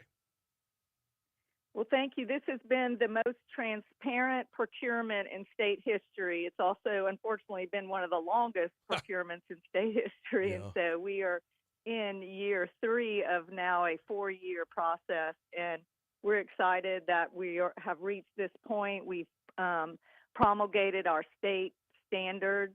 And this step that we're about to embark on is the state certification of the vendor's equipment. So no vendor can bid on our new system unless they are both federally certified and state certified. And so this is an opportunity for vendors to come and show us what they have, and we will see if it meets our state standards now. Walk us through the timeline here and what we're looking at each time out. So each vendor is assigned a day, and we have, I think, around 6 days set aside for our certification process, starting next week on August 26th, and then we have 5 days in September. Mm-hmm. And the part of the process is a public process where the vendor will demonstrate their equipment for the public, and the public will have an opportunity to ask questions and to see the equipment. And see how it works and what components are involved in it. And then there's a part where they explain to us their security features. And of course, that is not open to the public for security reasons, but they will be able to, the public will be able to see the equipment, ask questions of the vendor, and see the demonstration of the equipment. Okay, so. And that's happening at the old Governor's Mansion at 502 North Boulevard. Yep, starting on August 26th, 9 a.m. to noon for each of the dates, if I'm not mistaken. And it will be a different type of voting system every time. The 6 that we've got in front of us, Secretary Landry, I mean, how many voting systems are out there? Like, how big is your pool to choose from to narrow down to 6? Well, we have certain requirements in the law that they have to meet. As you know, they have to be able to offer a way to have a paper ballot. So our new system will have a paper ballot. That's just one of the new requirements. And so these are the vendors who think they meet those requirements and have read our state standards and are hoping that they will be certified. That doesn't mean that all of them will be certified, but these are the ones that are going to attempt to be certified. And so there aren't that many voting equipment vendors, but these I think are about the total of them, but we think that, we'll be able to get a good system out of these vendors. From the voter standpoint, the user interface standpoint, are there major differences between the choices out here? We have different kind of systems, but most of them involve a system that is similar to what voters are used to, where you have a touch screen and you make your choice on the touch screen. But the difference, the new systems produce a paper ballot that will then the voter will be able to read the paper ballot and verify that that's how they voted, and before they put the paper ballot into a scanner that tallies the results. And then we will use those paper ballots to verify the results of the machine tally, and the machine count will verify the paper tally. So it's a check and balance each way, and we think that's the best of both worlds, that you have the speed and accuracy and efficiency of modern equipment, but you also have the old-fashioned paper that will then provide a check on the machines and be able to verify the machine count. We don't trust anything. We verify everything, and that's what we want to do with our new system as well.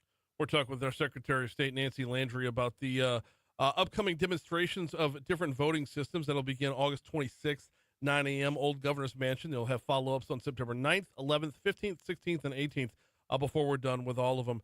I want to go back to the paper ballot part and the process part in just a little bit, but I do have to ask you about overall timelines.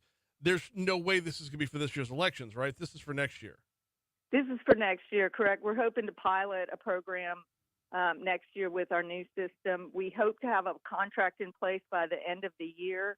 The contract is subject to oversight by the legislative committees that have oversight over my agency, as well as Joint Budget Committee.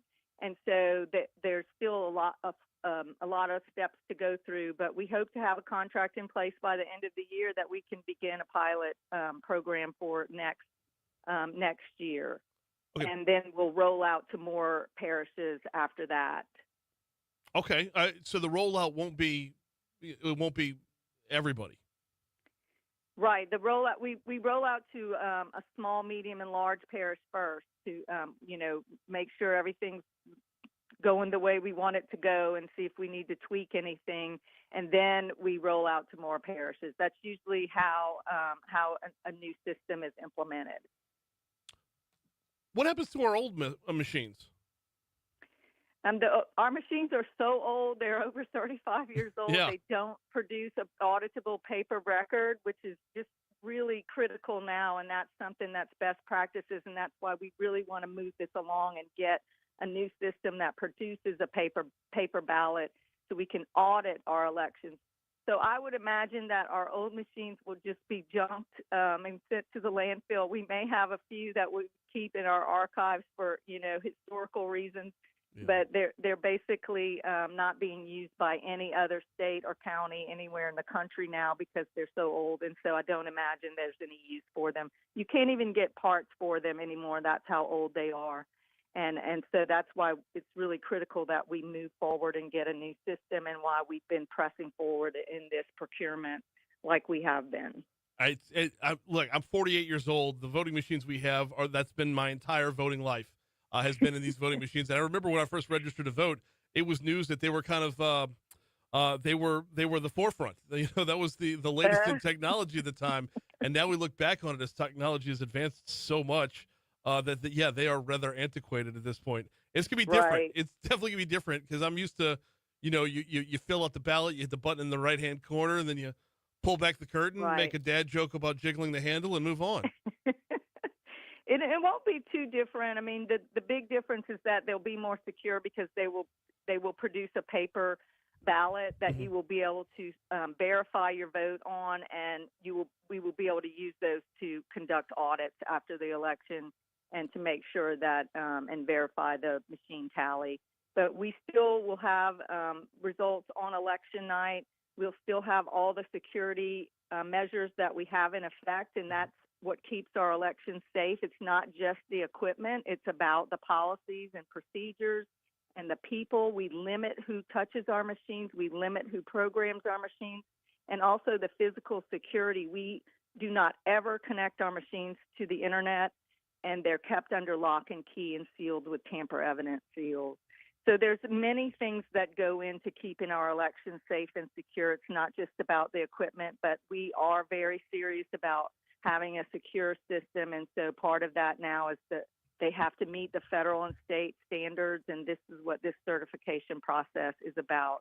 It's very technical, the standards, but it's something that, you know, is extremely important and we take very seriously. Couple more before we get you out of here. I want to walk through the voting process, and I know it's going to be different based off of the machine, but in general, they're all pretty similar. How is it going to differ from what we've been used to?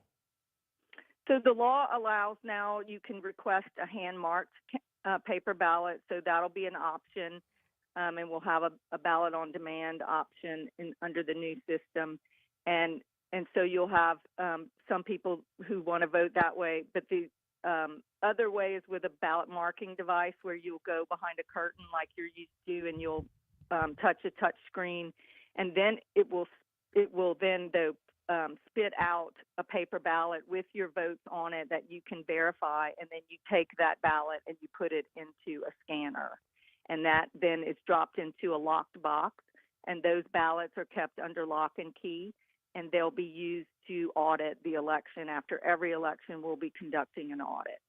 Okay, so everybody's vote will include the registered vote from the touchscreen, provided they don't ask for their separate paper ballot, registered vote for the touchscreen, the scanned count of the paper ballot, and the physical paper ballot itself? Absolutely, that's how it's going to work. So we'll have, you know, checks and balances both ways. And we think that's the best system, one that provides evidence of manipulation of the paper ballot. If that would happen, we would have, you know, we'd be able to check that, and we would be able to check any inaccuracies the other way too. So it provides a check and balance both ways. So we don't trust anything. We verify everything. If in the event of a discrepancy, who wins? And does it the original count, the scanned count, or the paper ballot? Like in the event of a discrepancy, how do you lean one way or the other? There's provisions in the law that you know provide for how that is handled, and sometimes it's up to the court, and sometimes the court will order a new election. It's all provided for in law, though. Louisiana has great election laws. That's why we're ranked number 3 in the nation in election integrity, because it's not even though we have this really old system right now, we're ranked number 3 in the nation because we have great laws and we have great policies surrounding our elections. And so our legislature has covered almost every possible scenario in a election contest suits. And so those are provided for in law, and candidates are aware of those, and they know what their options are in the law if there's any problem with an election. But we have very few problems. Our elections are great, and we have, like I said, the 3rd best in the nation. So we have a lot to be proud of here in Louisiana. We're not often at the top of good lists, and in this case, we are. We're ranked number 3, and we're very proud of that. Meanwhile, the hardest part of the whole process is finding touchscreens that don't ask you for a gratuity before you're done. We will not be asking for a gratuity, I promise you. She is you will not have to tip your poll workers. She is sick. Although that would be a good way to keep the poll workers rolling through, wouldn't it? It would, but I'm pretty sure that's against the law, so don't try it. She is Secretary of State Nancy Landry. We greatly appreciate the time this morning. Thank you so much. Thank you, Brian. Absolutely. I mean, I'm not saying we're trying to grease poll workers here. I'm just saying we're going to keep the numbers up. No. Completely ignore that. We are at 7:50 at Talk 107.3 FM WBRP. We're going to take a quick break. We got so much more ground to cover, y'all. And we still got an hour on the back end as well. All right, stick around, check traffic. We'll be back after this.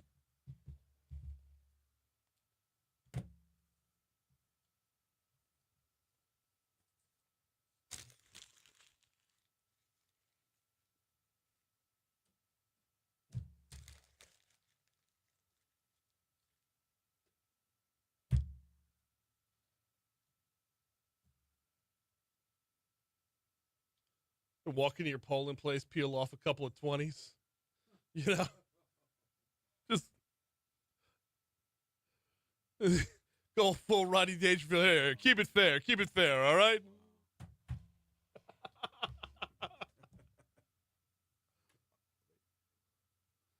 Blake Miguez, he's looking good, huh? Oh man, that's what Debbie asked. Something like an ATM machine. Something like that. You have the digital log, then the paper printout.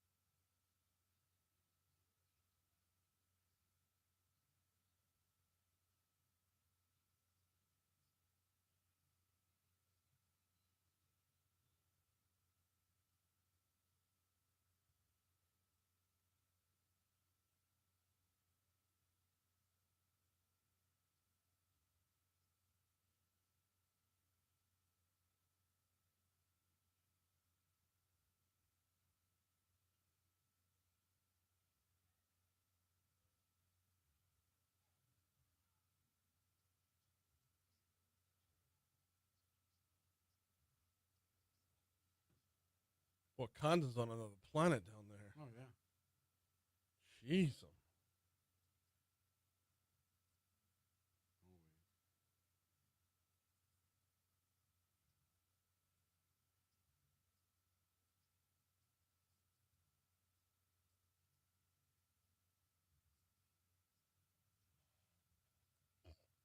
Excuse me.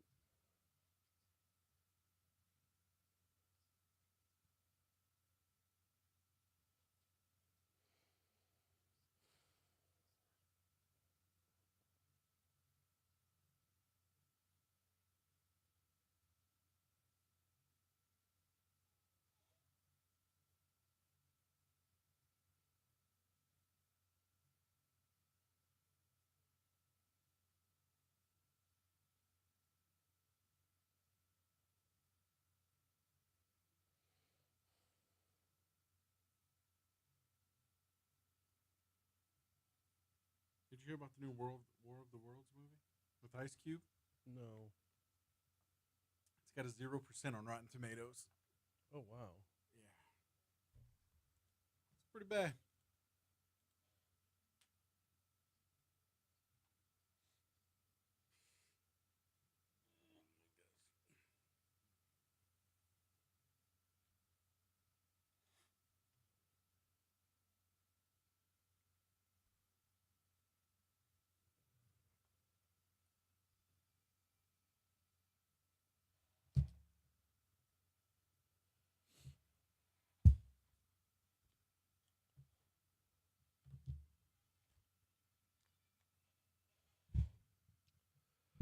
$7:55, Talk 107.3 FM, WBRP, mornings with Brian Haldane, rolling right along. I forgot to send Tommy the picture of that shark. I'll do that news at the top of the hour. I want to thank Tommy Faucheaux again from the Louisiana Mid-Continent Oil and Gas Association. Unbelievably informative segment right there, bringing us up to speed on everything from how the affairs of the world are affecting our LNG industry to where we're headed in the carbon capture space right here in Louisiana. Also thanks to Secretary of State Nancy Landry for that was a peek behind the curtain, no pun intended. No, screw it, pun very much intended. That was a peek behind the curtain into our where we're going with our voting machines here in Louisiana. And yeah, man, I can remember when I first registered to vote. The machines that we had, they were state of the art, man, brand spanking new. And here we are. They were brand spanking new. I'm 48 now, which means I've been voting for 30 years. They're 35 years old, so it is about time for hit the refresh button, hit the reset button, get something new out there. I'm looking forward to what's to come. The redundancies built in that Nancy explained. she leaned in on this one. You could tell, like, she leaned in and took this thing seriously, so that we are going to have not just, something new and pretty and something that is going to be headline grabbing, but something that's going to have longevity, and hopefully just prove its mettle time and again by keeping us at the top when it comes to election integrity. I'm keeping one eye on the clock here. We'll bring you up to speed on the interstate in just a quick second. Do need to remind you about the folks over at Landmark Bank. Landmarkbankla.com is the website, landmarkbankla.com. They have been a community bank as long as they've been in existence. Whether you're in Zachary, whether you're over on the west side in Bruley, whether you're in Denham, wherever you're at, within your community, if you have a Landmark Bank, you have a Landmark Banker. If you are looking to borrow, if you set up your checking savings, getting your kids' first savings account set up, they've got you covered on all those fronts. But if you're looking to borrow, if you're looking to, like let's say, add on to your home or buy a new home, buy your first home, maybe purchase a car, when it comes to borrowing, they've got you covered there too. And they're going to work with you as your banker. Meanwhile, on the business front, I don't have to tell you what it means to have a community bank and a community banker. If you're on the business front and you survive the PPP process through COVID and you dial it back to the flood of 2016, like being able to work with your banker as a colleague, not just, like your banker as a member of your own team. You don't get that with the national brands. You get lost in the shuffle. Not with Landmark Bank. Check them out at landmarkbankla.com. We have had an ongoing problem this morning over on the west side as there was an overturned gravel truck and a car that was on fire. I-10 westbound is closed right now. I believe the actual closure is either just before or just after Highway 415. I think it's just after Highway 415. And because of that closure, we have had a mess on I-10 West this morning. Fortunately, it's I-10 West by the bridge, so it's opposite of traffic. Traffic's coming in this morning over the bridge. This is headed out. But nonetheless, there has been added volume and added time on your drive throughout the morning this morning because of this accident, because of this overturned gravel truck. Been telling you for the last, hour and a half now? With I-10 westbound shut down, if you're heading to Lafayette or points beyond, go ahead and take 190 before you even get across the bridge. Take the old bridge. Take 110 up to the old bridge, scooch around it. You can get back on at Gross Tate or head all the way down to Billy's in Krotz Springs. I mean, might as well, right? Anyway, 190 is your alternate route throughout the morning. Here comes news, traffic, and weather. Hour 3 is next.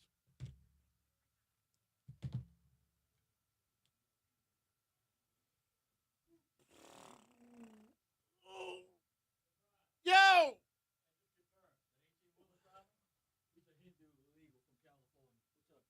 The gravel truck driver? Dude, if I could snuggle with any guy, it'd be you, dude. Why? I just love you. You I love smell your good girth. this morning. I love your girth. My girth. What's up, Killer? That What's up, player? I was a little disheartened last night to see that clip from Carville. Well, here's the thing, though, Rich. It is a bad look. Yeah, it is. $11. Come on, 135. Come on, Carville. Please, stop it. You need to stop it. He's a goofball. 20th anniversary of Katrina, man. We're the busiest season there is, and you know someone's going to shit all Not over the even governor. 11,000 worked Katrina, Brian. Stop it. You're making excuses, okay? I'm You not. dropped the football on this one. It's okay. No. Come on, So, man. hey, We got a second half of football, No, baby. Let's go. I will stand by my bigger point. If you want to send the National Guard troops to clean up the homeless, give them to Jennifer Richardson from Keep Tigertown Beautiful. Let's send their asses over to Seagan. Dude, you know what? What? Let me tell you something. You think these people that were going to Walmart to get their Indonesian shrimp tails? Let me ask you something. You think they go to a beauty supply store to get their grouper? Love you, big. Woo! It's a wonderful shade of green. Hey, What? don't you start. I'm being serious. No, you're not. Yes, I You am. have the clothes on the money you have. The hell? Marshall's had a sale. Dude, I moved you into your estate. Don't forget that. You did. 13 years ago. Yeah, we moved in 2012. Yeah. John, you know how many kids? I got three. I got three girls. Okay. I thought I heard you say you didn't have any. No, I got three girls. B, I wanted to tell you something I forgot. Man, you smell good. It's just soap, too. What kind of soap you use? I ran out of Mr. Bubbles. What you use? And when I normally take my bath with Mr. Bubbles, Yeah. I build a ship out of aluminum foil and I try to sink it. Golly, dude. Oh my gosh. Oh man. Was your mic on for that? Oh yeah. Facebook, did y'all hear that? We got to get JP's camera rolling. That needed to be on I don't camera. know if the people want to see me. No, getting the pelvic thrust in your ear. Yeah, I know, right? That should have been online. Comfort. That should have been. That would have been a gift. I wonder if this can. But see, I don't want to take up half the screen. If I could get like a little image, maybe. But I don't want to take up too much space here. But anyway.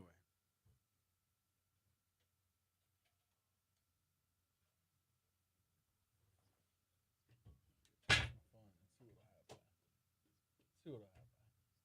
I don't think it'll work out right.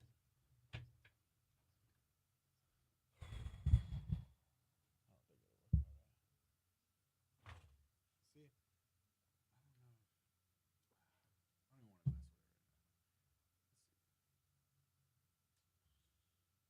Yeah, I'm not even gonna mess with it because I don't want to take up the. Not during the show. Don't mess with it during the show. Because I was gonna. There's not even an option to. It's either one or the other. But yeah. Anyway. No, there's not. There's a way to kind of put it in there. Yeah. Oh, okay. I know there was a way with the old system. I don't know. Oh, that's right. Get with The other Bo one about was- it. Bo yeah. would know. Yeah. Sonny heard it, didn't see it. Yeah, well. Well, okay. So when Condon said I build a boat out of aluminum foil and I try to sink it, was with his wiener.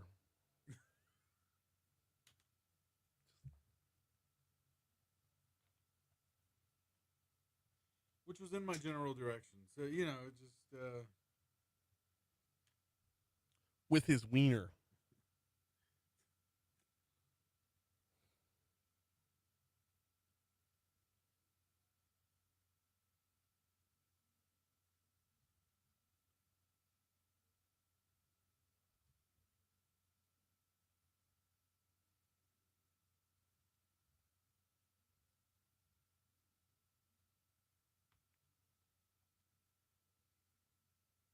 yeah, it does.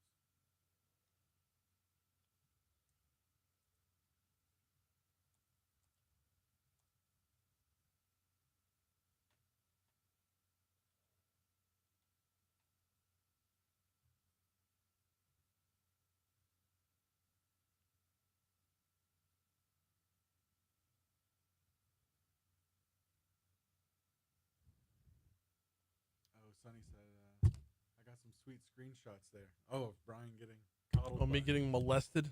Oh, molested. Molested? Maybe coddled. I saw it as coddled. Spooning? Spooning. You shouldn't be spooning. You should be spooning him, though. You got to keep him warm. He's smaller. I'm the teddy bear. Yeah. Come on.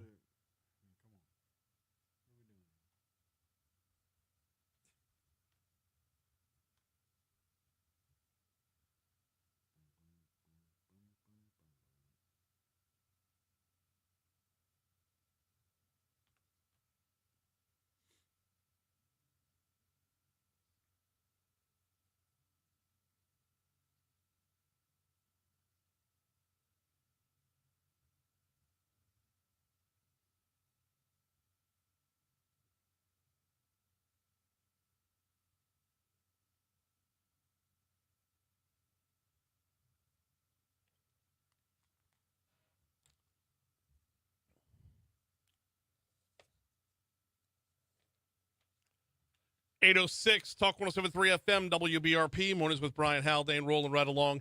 Hour 3 coming up right now. We got State Senator Thomas Presley joining us in our next segment, along with Eric England. What is Project Cypress? Well, direct air capture is what we're talking about here. A little carbon sequestration, or carbon capture, I should say. That's coming up in our next segment. Also this hour, volunteers in public schools. Haley Miller is going to join us at 8:35. Before we get into this day in history, which is presented by the folks over at 5 Star Printing and Signs. 5 Star Printing and Signs, their phone number is 271-4096, 271-4096, or check them out online at printshop5.com. Before we dive in, though, do need to remind you that Talk 1073 and Citizens Bank and Trust want to make things a little easier on your budget by making your groceries for an entire year. Even if you don't win the grand prize, we're awarding second chance prizes of $250 gift cards to High Neighbor Supermarkets. It's the free groceries for a year sweepstakes, powered by Citizens Bank and Trust, High Neighbor, and Talk 1073. You can register now at talk1073.com. All right, this day in history, let's get it.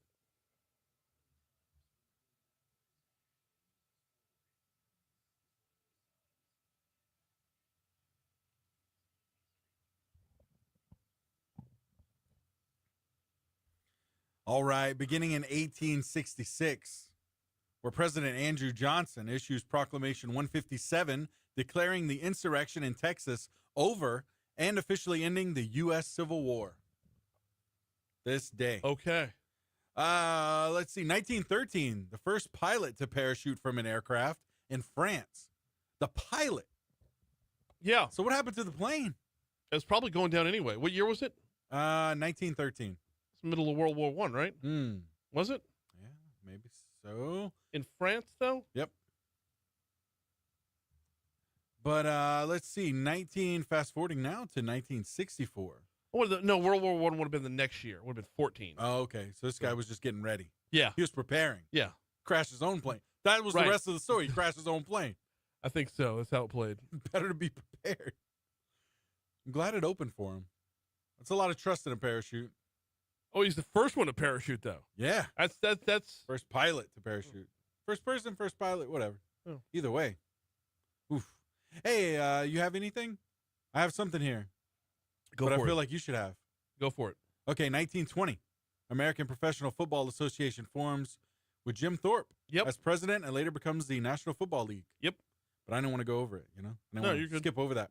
1964, U.S. President Lyndon B. Johnson signs the Economic Opportunity Act, an anti-poverty measure totaling nearly $1 billion. Music history here. 1965, Rolling Stones released their single, I Can't Get No Satisfaction, which is their first #1 U.S. hit. Awesome. Okay.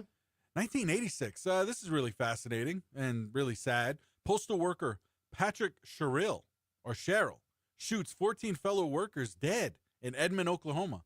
Is this where we get going the term postal? yeah. Wow. That was the genesis of the term going postal. Wow. Oof. Other semi-music history here. 1992, a U.S. doctor filed a $35 million lawsuit against the Southwest Bell Phone Company. He alleged that his wife died because he could not reach 911 due to all the lines being jammed by demand of Garth Brooks concert tickets. On 911? That's oh, right. No. Okay, all the lines were jammed. The lines were jammed. For the concert tickets. Yeah. Nobody was calling 911 to get to Garth Brooks. Right. Okay. They were calling Baton Rouge. Yeah. Hey. Oh. All right. Got a couple more here before we move on. It was, want to go back to on this day from the sports world? Dadgummit. You had the foundation of what would eventually become the NFL in 1920. It was at the same time that, I'm sorry, it was, my computer's frozen. I got nothing. Dang it. Hey, I've got something you think. This is really, really odd. 2004, a man from Stoke-on-Trent, England, named Brian Adams as the, quote, other man in his divorce papers after years spent trying to cope with his wife's obsession with the singer. Rob Tinsley said he had to live with a 6-foot cutout of Adams, which stood at the foot of the bed, and posters on the bedroom walls. Love that. That's insane, right? Yeah. Wow. Man, everything I do it for you. Oh, silly. You got birthdays? Ron Paul. We'll start there. What Yeah. about Isaac Hayes? Okay. It's a good place to start. Yeah. Robert Plant as well. All right. Wow, Music World's killing it this morning. Actress Amy Adams and also actor Andrew Garfield. Andrew Garfield. Oh, from the Social Network and Spider-Man. Yeah. Okay. All right. Good stuff. Al Roker as well today. Okay. I got a couple more here. H.P. Lovecraft. Okay. His birthday's today. Don King. Okay. Don King's birthday today. And tell me if you know this name. Okay. Francis Toulouse Nichols. Francis Toulouse. No. You don't know who Francis Toulouse Nichols is? I feel like this person has a stage name. No. Or no. Or is that the actual name? No, that's his name. He was born today, and you might know him as the namesake of Nichols State University. Oh. Yeah. The name behind Nichols was born on this day. Should have guessed that. That would have been how a about good, that? educated guess. Right? On my end. Dropped the ball on that one. Well, it was either that or because I said it, I didn't spell it. Like, it could have easily been the inventor of the 5-cent piece. Hey, there we go. Oh, by the way, it was, I don't know if do you have this in deaths? I've got 2 in deaths. Who do you got? Jerry Lewis. Mm-hmm. Phyllis Diller. Okay. That's it. And the Menendez brothers' parents. Oh. It was on this day in 1989 that 18-year-old Eric Menendez and 21-year-old Lyle Menendez killed their parents. Oh, my goodness. Yep. Wow. Yeah. National Days today. National Radio Day. That's what I got. August 20th was chosen as the date to celebrate radio because the Detroit station 8MK, now WWJ, began broadcasting on this day in 1920. Here we are. So shout out Detroit. Yeah. Yeah. 813 Talk 107.3 FM WBRP. Football season's rapidly approaching, and Talk 107.3 proudly supports Mayor President Sid Edwards' Men for Others campaign and the upcoming Battle on the Bluff High School Jamboree. Watch as 12 area teams compete from Thursday, August 28th through Friday, August 29th at A.W. Mumford Stadium on the campus of Southern University. You can get more information and purchase your tickets today at talk1073.com. All right, what's Project Cypress? We're talking about it next.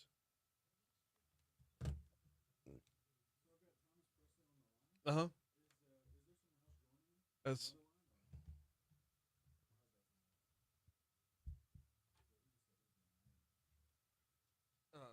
Senator Presley? Hey, this is Brian.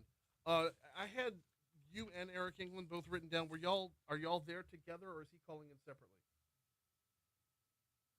Okay, okay, so let me give you a different phone number because I only gave out the one number. So can you call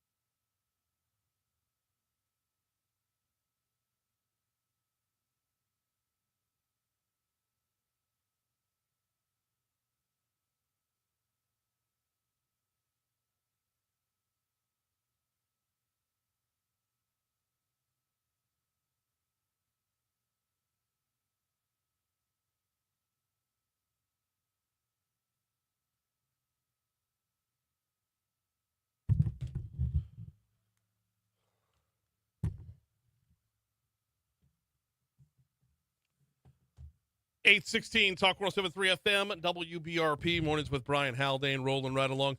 Don't forget us, after us, Moon Griffon's coming your way, and don't forget you can get the Moon Griffon podcast, whether you're talking about Baton Rouge blunders or DC drama. Moon's got the hot takes and hometown humor to keep you laughing, thinking, no fluff, no filter, just Moon being Moon. Get it over at talk1073.com.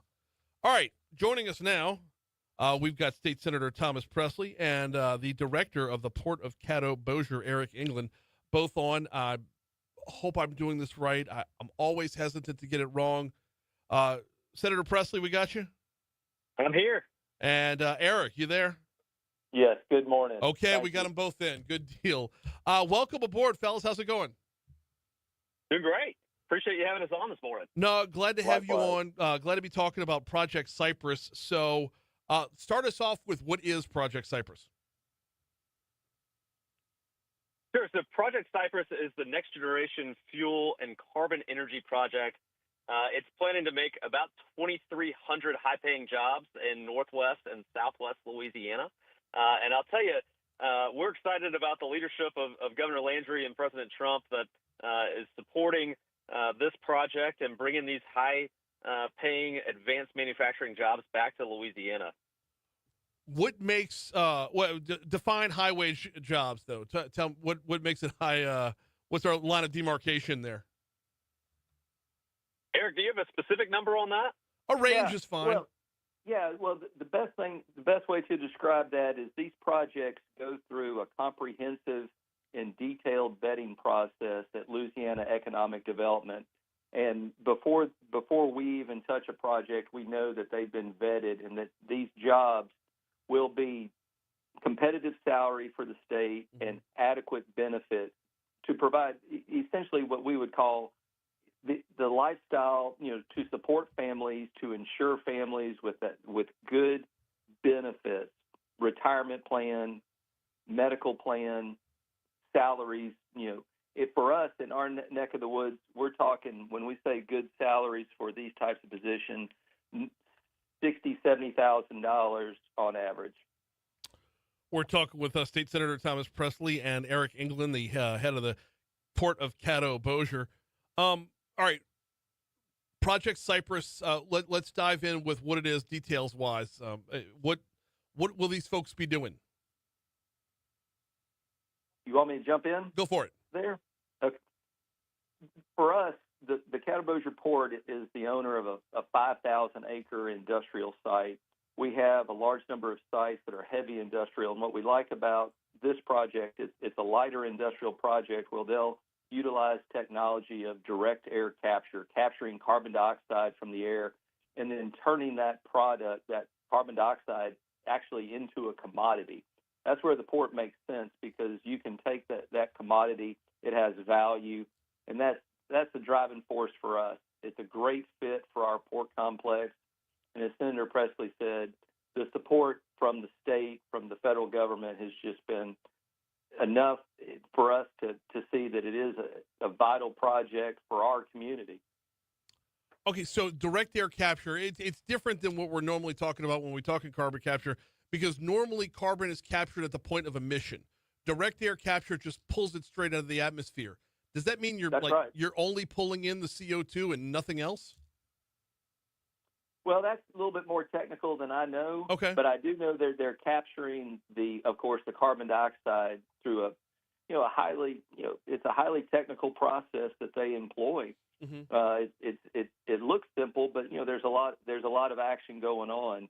But these facilities they're congruent with adjacent landowners. There's cohesiveness that you can have. This isn't an industry that is going to be an eyesore. It's not going to be the pollution factor. It's not going to have noise pollution, light pollution, air pollution. This is something that's good for the environment, and that's why it was just a natural fit for us at the port. Well, and I'll jump in here as well. I think one of the things that I'm most excited about when you're talking about this project is the ability to produce the next generation of fuels as well. So companies like United Airlines have jumped on with Heirloom to try and partnered with them to try to create a cleaner burning jet fuel. And I think that's what's different and unique about this carbon capture project as opposed to so many that we're talking about in Louisiana. And I think that's why, you've got President Trump's team and Governor Landry's team that are really pushing for this type of project to come home and bring those jobs home to Louisiana. We know that this project is being discussed in other countries, and we don't want to see those jobs that are high-paying jobs go out of the United States, and certainly having them here in Louisiana would be a big win for our economy. Oh no, huge! It's huge. There's no ceiling on it right now either. It feels like it's like the gold rush, but for CO2. Yep, absolutely. These projects are going to happen, and we want this in our backyard. So Eric, let's stick with you for just a second from the port's perspective. CO2 as a commodity. This is a question that's come up from a political standpoint. The question about CO2 or carbon capture is always what happens if the government shifts course. If CO2 is a commodity, we don't have to worry about the government over here. We have a sellable product. Was that a big part of the push to get Caddo involved? Absolutely, it was. As Senator Presley was saying, you mix this carbon dioxide with other gases, and you got jet fuel, and they're already lining up contracts to sell to major airlines. My talks with those in the oil, producing industry, the oil drilling industry is, the carbon dioxide can help with an enhanced oil recovery technique that industry is using. So for us, we see this as it's a job win for the state and for Northwest Louisiana, but it's a commodity driven manufacturing operation. So if it shifts, if for whatever reason policy shifts on the carbon dioxide sequestration issue, you're still going to have the commodity demand, and these companies like Heirloom are going to be on the supply side of that equation. See, and that's the differentiating factor right there. Is normally when we're talking about carbon capture and sequestration, it's CCS. It's CCUS that's making the difference. There's the usage that changes the whole equation. No doubt. We're talking with State Senator Thomas Presley and Director of the Port of Caddo Parish, Eric England. Well, let me follow up with this one then. Oftentimes when we see carbon capture, it's used as an offset for someone to just go about doing their business, and they'll utilize the carbon capture just on the environmental balance sheet.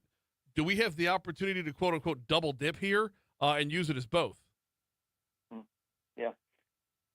I think that's certainly a possibility, and I think again, the nice thing about this project in particular is the technology. It's technology driven, and it's private sector driven as well. And I think that having the support opportunities for the oil and gas industry, for our jet fuel needs in this country, really make this different. The technology is safe, and what I've been very happy with is that Heirloom is doing a good job of partnering with so many of our different institutions up here, including the Cyport Discovery Center, which is a children's museum up here, to explain the process in simple terms and show the opportunities that are available in the private sector related to this carbon sequestration. I believe that having a commodity is what makes this different and makes it a worthwhile project to invest dollars in from our region. So I guess, Senator Presley, you'd be the best one for this question, since Director England is up there in Caddo-Bossier. This has effects or a second location in Southwest Louisiana. Can you elaborate on what's going to be done there? Yeah, so about half the jobs will be up here, and they'll have a second processing plant down in the Lake Charles area, and so it's a dual opportunity for the state, and I think it's one that, again, I think that's part of the reason that you've got the buy-in from the governor's administration. Certainly, he and the president come from the private sector, and they understand, the importance of getting things done and getting things done quickly. That makes sense, and I think this is one that certainly makes sense for Louisiana and for bringing those jobs home. Now, normally when we're talking about sequestration, we're talking about putting stuff a mile underground and keeping it there. If it is to be used as a commodity, don't we have to get it back? Absolutely. You still have it. You still have a pipeline network. You'll still have transportation, and we're in the process of developing that infrastructure as well. Timeline this for me. From now till implementation, what are we talking about? My understanding is, a couple of years, which is relatively short when you talk big business like this and trying to create the new products. And I think that we're going to continue to see more enhancement and advancement of the technology. They're continuing to partner with other entities and trying to find out what's the best way that we can utilize this resource. And put it into those commodities that make sense. Again, and I think, when you talk about this product with jet fuel in particular, that's the one that I'm really excited about, as well as the oil and gas industry. Having the Haynesville Shale up here, it makes a lot of sense for us to be able to be as inventive as possible with safe technology to get the oil and gas out of the ground. And certainly we want to try to make that happen. I got just a minute or two left with State Senator Thomas Presley and Director of the Port of Caddo-Bossier, Eric England. Eric, I want to move over to you real quick and talk about your next steps and how do you use this as the Director of the Port. How do you use this as a catalyst for different varying businesses to come in alongside? That's right. The Port Commission, as I was mentioning, is a large industrial facility, and we focus on smart industry. We focus on industry that, of course, that is great for the environment and falling into that heavy industrial. We have steel companies that recycle steel. We have paper companies that recycle paper. This fits into just smart development, smart growth, smart industry, taking what is out there and transforming it into a commodity that has value. For us, this was a great opportunity for a tract of land. We've entered into an agreement with the folks at Heirloom. They've got their site secure, and just picking up on the timeline a little bit and blending that into this discussion is we're ready to go. We have the infrastructure in place for this project. We have the site, and of course we're excited and eager to go and get them going.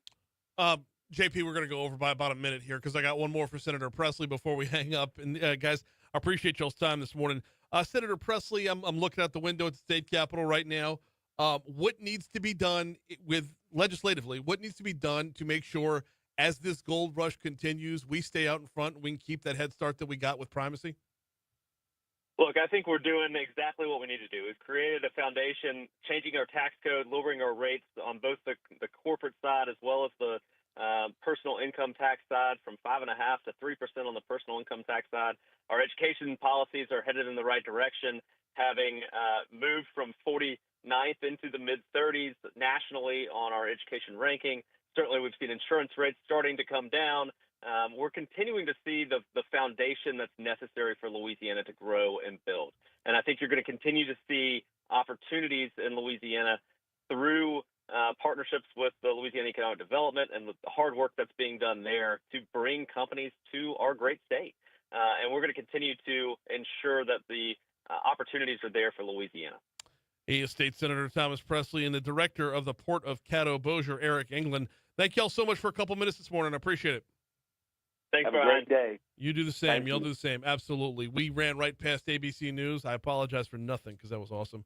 Local news, traffic, weather. We're talking with volunteers in public schools next.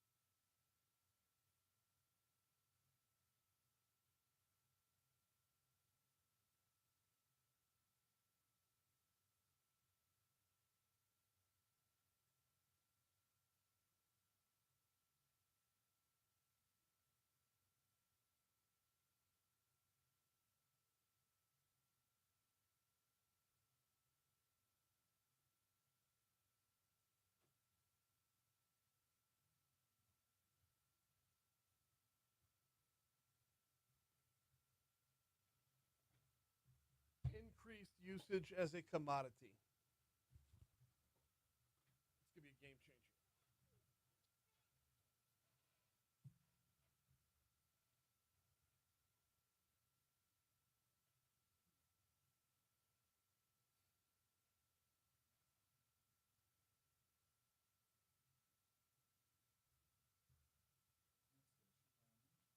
Supposed to be.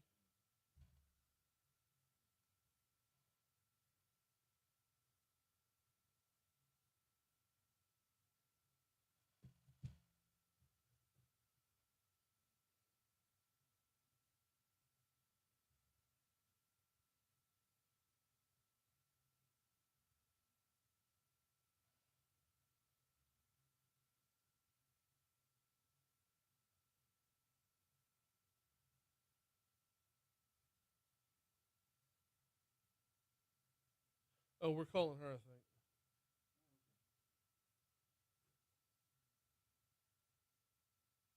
Area code.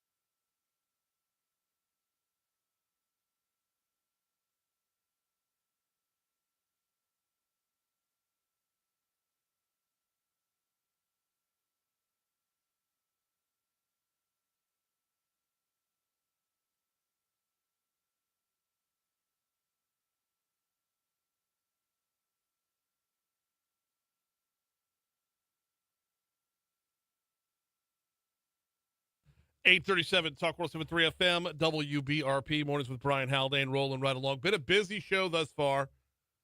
We've been all over the map here, dating back to the 6 o'clock hour when we had Franz Borghardt in for Legally Served. Talk about the state's AG suing Roblox. Also, talked with Tommy Faucheaux from Louisiana Mid-Continent Oil and Gas Association, Nancy Landry, our Secretary of State. Our last segment was on Project Cypress, and now we move on to the school year ahead of us. School is back in, and along with schools being back in, volunteers they're always needed. Haley Miller is the Volunteer and Community Partners Director for VIPS, the Volunteers in Public Schools, on with us right now. Haley, good morning. Welcome to Talk 107.3. How are you? Good morning. I'm great. How are you? I'm doing very well as well. All right, for those that are unfamiliar, what is Volunteers in Public Schools? What's the role y'all play in Baton Rouge schools? Yeah, so Volunteers in Public Schools, or VIPS as we're more known as, is all about bringing the community into the classroom. So we connect everyday people like parents, retirees, business leaders, college students, whomever, with kids who just need a little extra support and encouragement in our East Baton Rouge Public Schools. Extra support and encouragement, how? So we have two programs that we're really pushing this semester. They're called Everybody Reads and Everyone Counts. So these students are recommended by their teachers who are falling below grade level in reading or math and just need that extra support. So we have volunteers meet one-on-one with these students for just 30 minutes a week of tutoring and friendship and encouragement. And we actually expect over 900 students to be recommended just this semester for our program. How big of a role is this? This level of buy-in versus the payout, how important are these volunteers within the schools? Yeah, teachers are heroes. I think we can all agree to that, but they can't do it alone. And VIPS honestly believes that a student's success in education is a privilege and responsibility of everyone in our community. Mm-hmm. So with our programs, we try to make that really accessible by only asking for 30 minutes a week. So it's super low commitment, but high impact, just with that consistency throughout the semester. 30 minutes a week is that's the time with the student, to be sure. Yeah. But does it stack up on top of that? What's the full buy-in here? Yeah, so I mean, for our programs, that really is it. Okay. It's 30 minutes a week. We provide the training beforehand and the support. So volunteers will go and read a couple books and ask them comprehension questions. Or if you're a math friend, you'll work on addition or subtraction, and we provide those activities to our volunteers. So beyond travel, like that's our ask, and we work with most elementary schools in the district. So there's always going to be a school close to someone's work or someone's home to make that just extra convenient. We're talking with Haley Miller, Volunteer and Community Partners Director over there at Volunteers in Public Schools. All right, let's walk through the training a little bit before we get into who we're seeking here. Let's walk through the training a little bit. Y'all send people in fully prepared. What goes into, from the day someone signs up with y'all to the day they actually enter the classroom? Yeah, so we offer a free background check just to make sure that we are sending qualified and safe people into our schools. And then we have a virtual or in-person training, a one-time training. So after those two quick steps, volunteers are able to choose what school they serve at. They're able to choose what student they want to be matched with based on their time availability, based on what skills those students need help with. And then we offer connect meetings. So this is times where volunteers can come together, talk about their experiences, and maybe learn more about how to be prepared when they go visit their student. Do we primarily see reading and math? I mean, those are the two big ones. Those are the ones where our test scores show us moving up the charts a little bit. Is there room for other disciplines as well, other classes as well? Yeah, so we definitely focus on reading and math. We began with that focus on literacy and then expanded to math when we saw the need, when we got feedback from teachers, principals, and then, of course, like our state grade. But outside of those programs, we have volunteers who just come for more one-time opportunities. So that could be volunteering at a STEM night at a school, or helping with a beautification project at a garden, or whatever a school might have need for. They will request that through VIPS, and then we can match volunteers of various backgrounds, availability, talents, and get them plugged into our schools. You might have covered this earlier, but I'm going to re-ask the question anyway. When pairing with schools, and there's always, like you said, a school that's close, what about the age level here? I mean, Yeah. How do we know where the volunteers are being paired as far as like elementary, middle, high school, and the like? Yeah, so for our programs, Everybody Reads and Everyone Counts, that works with primarily pre-K through third grade. At third grade, we see that shift of students learning to read, and they begin reading to learn. So we really try to catch students before that pivotal time. In both reading and math, we see that shift. But if volunteers are interested in volunteering with older populations at the secondary level, whether that be middle or high, that is where those more one-time opportunities, mentorship, school beautification, in-kind donations, things like that. We work with volunteers to pretty much meet those needs at any level. Got Haley Miller with us, the Volunteer and Community Partners Director over at Volunteers in Public Schools, for a couple more minutes. Okay, on average, I want to talk about numbers here and what we're looking for. On average, how many volunteers are needed throughout the school year? Well, that number has no limit. I think most schools would agree. But for our programs, we are looking at the number of recommended students continues to grow as schools see the value in these programs and these partnerships with volunteers. So last semester, I believe we had over 900 students who were recommended. And again, that is just pre-K through third grade. Those teachers are requesting that one-on-one volunteer support with their student.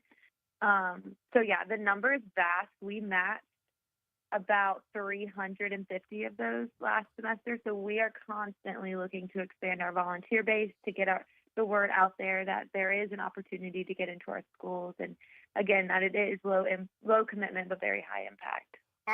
Half an hour a week is the apropos commitment there. Can volunteers double up?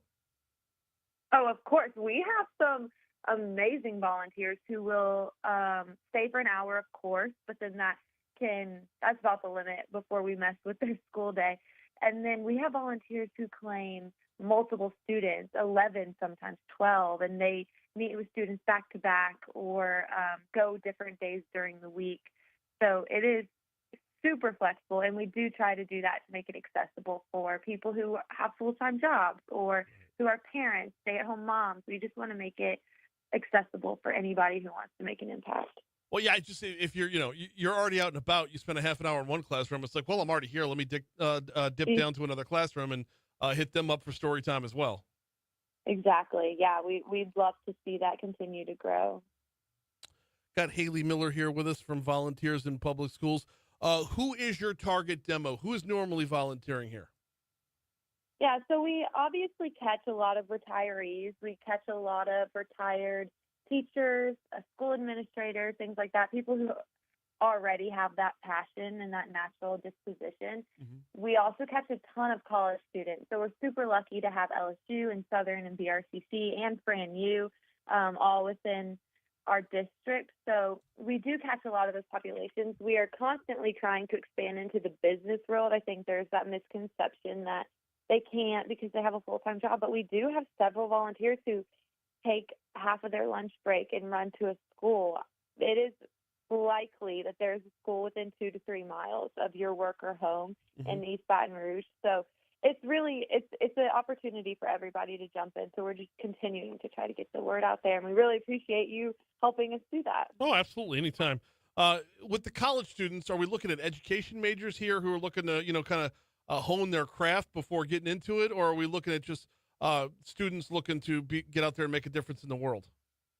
Yeah, we definitely have some service learning classes where it's required with their major, but we will do recruitment events at Free Speech Alley, and the desire to make a positive impact in our community is so great. And I think people see the need with our East Baton Rouge Public Schools that teachers can't do it alone. And whether that's needing volunteer hours or just a deep desire to get back to our community, we see a lot of buy-in from college students, and that's encouraging, of course. Is college the minimum here? Because, there's a number of high schools around that require service hours. This feels like it, can y'all dip down that far to high schoolers helping out? Yeah, the difficulty is that the volunteer hours is during school hours. So we are kind of dabbling in charter schools who get out early and clubs who allow their students to go off campus. But that is a bit limited just because of the school day hours. Makes sense. Yeah. Where can folks go if they want to learn more, or where can they go to sign up to help? Yeah, so our website is vipsbr.org. Pretty simple, and that should have all the information you need. And there's a tab on the left side that says volunteer. You're not signing up, you're not committing, but you will just be able to get more information from us. She is Haley Miller, the Volunteer and Community Partners Director over at Volunteers in Public Schools. I appreciate a couple minutes this morning. Thank you. Yeah, thank you so much. We really appreciate it. Absolutely. It's, they do great work. I've helped them out in the past a little bit. It's a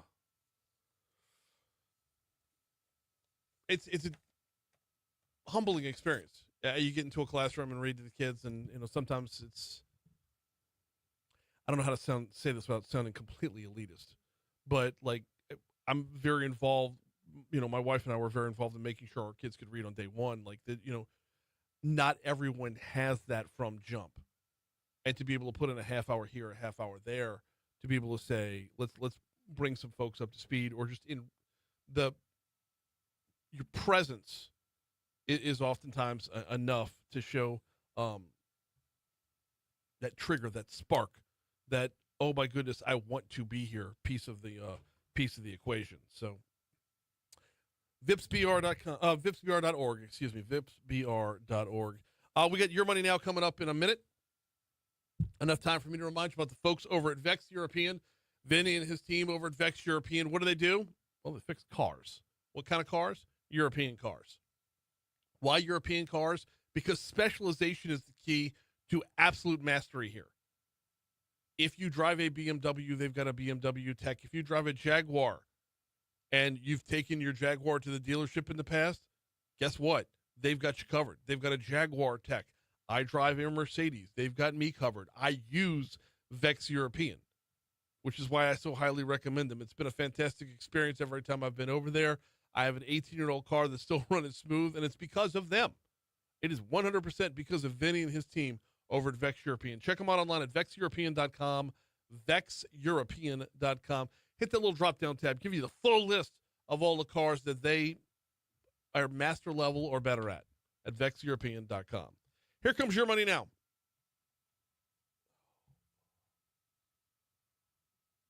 Oh,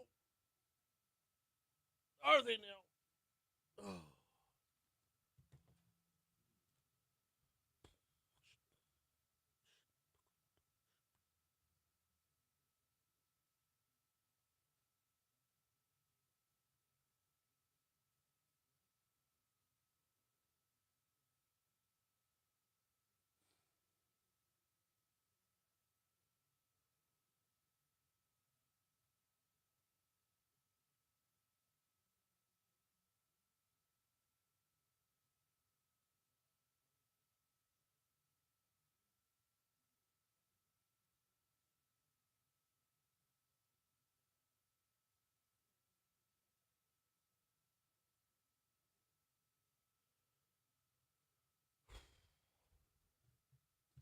Fading, y'all. Fading.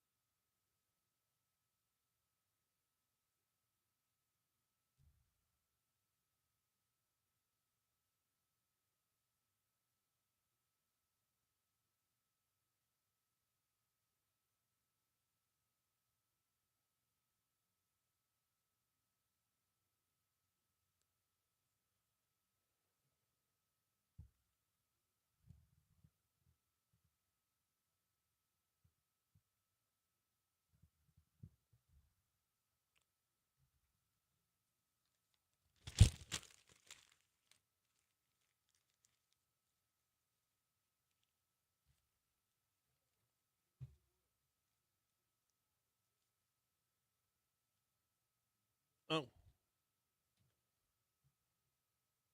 I was told this was a very good commercial. It's hyper local, hyper specific.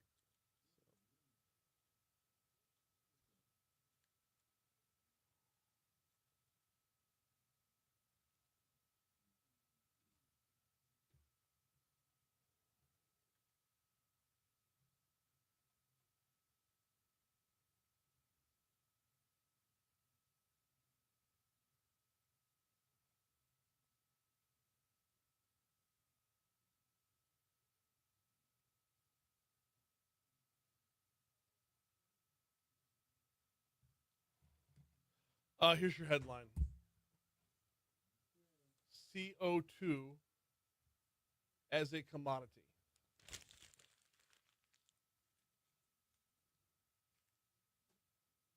And that's State Senator Thomas Presley and Eric England. Where's my notes on it? Did I throw my notes away? Threw my notes away already. Yeah. Presley's got 2 S's. Also, no, I didn't misspell Tommy Faucheaux. All right. I didn't misspell Tommy Faucheaux. I was making sure of that.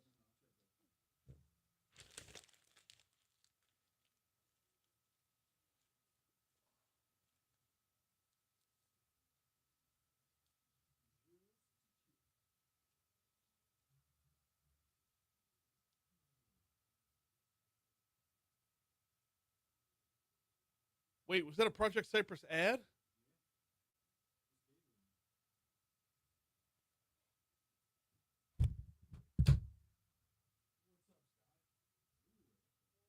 Gold.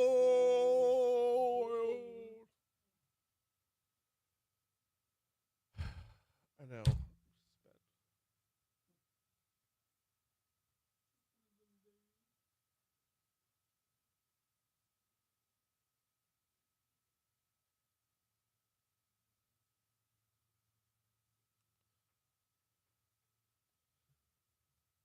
Who do we need to have for Foodie Friday next weekend? It's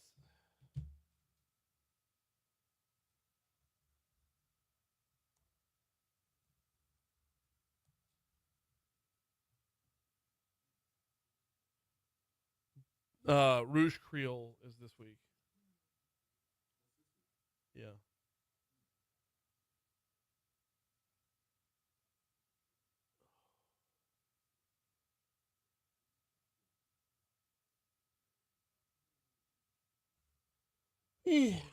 Rouge? Bougie Rougie? That's not a thing. I just made that name up. They are kind of bougie, though.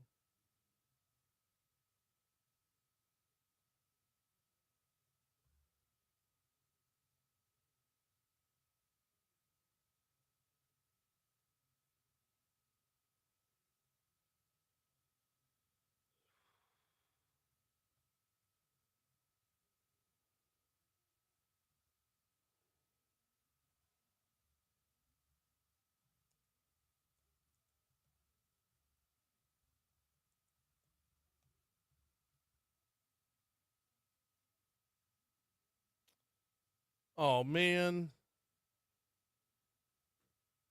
Rufino's has got the Eat the Competition fundraiser, but it's this weekend. So I was hoping it was next weekend, like next Friday, but they don't even do it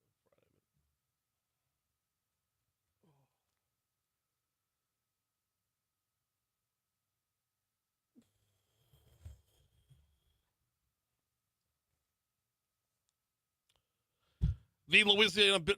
The Louisiana Business Weekly podcast is your source for the latest in Louisiana's business landscape. I am the host, but it's definitely not my show. We have business owners, business leaders telling their stories, and that is the long and the short of it. How did they get to where they are? What is their why? What drives business in Louisiana? That's what Louisiana Business Weekly is all about, and it's brought to you by the folks over at Currency Bank. Currency.bank is the website. The bank for business brings you the business podcast. Couldn't be more spelled out. You can get the podcast at talk1073.com. Are we done? I don't think we're done yet. Moon's coming up in just a little bit. I'm still basking in the glow of that Thomas Presley, Eric England interview. That was awesome. Nobody's been, like, the content's been on point all morning long, but you add commodity to the carbon capture debate, and it shuts a lot of people up real fast. It shuts a lot of naysayers up real fast. That's because now we no longer have to worry about the sustainability of the program based off of government influence. It becomes self-sustainable once you have a commodity, once you have something to sell. Let's go. Tell you what, we do have to hit the outside end before we get out of here. Let's go ahead and do that.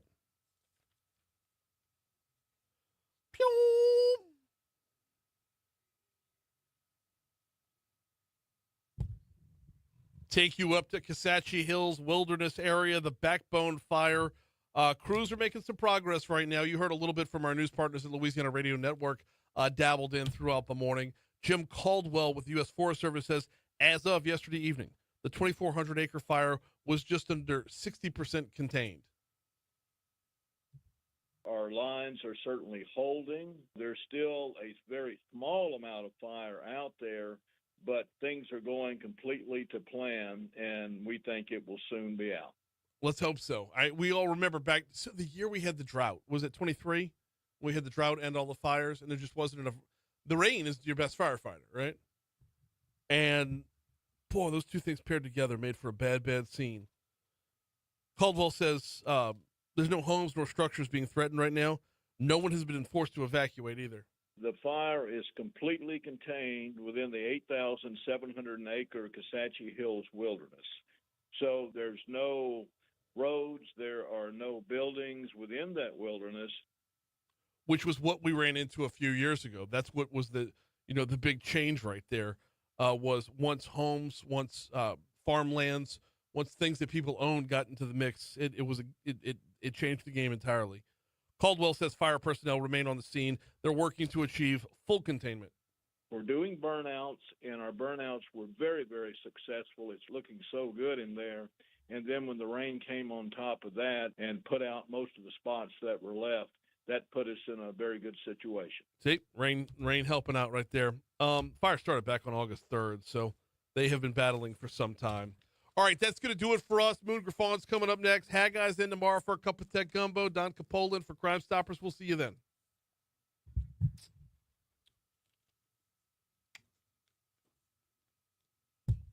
Man, oh, man. All right, we're going to get out of here, y'all. I I've got so much to do before Rotary this morning, or Rotary this afternoon. So we shall see you on the morrow.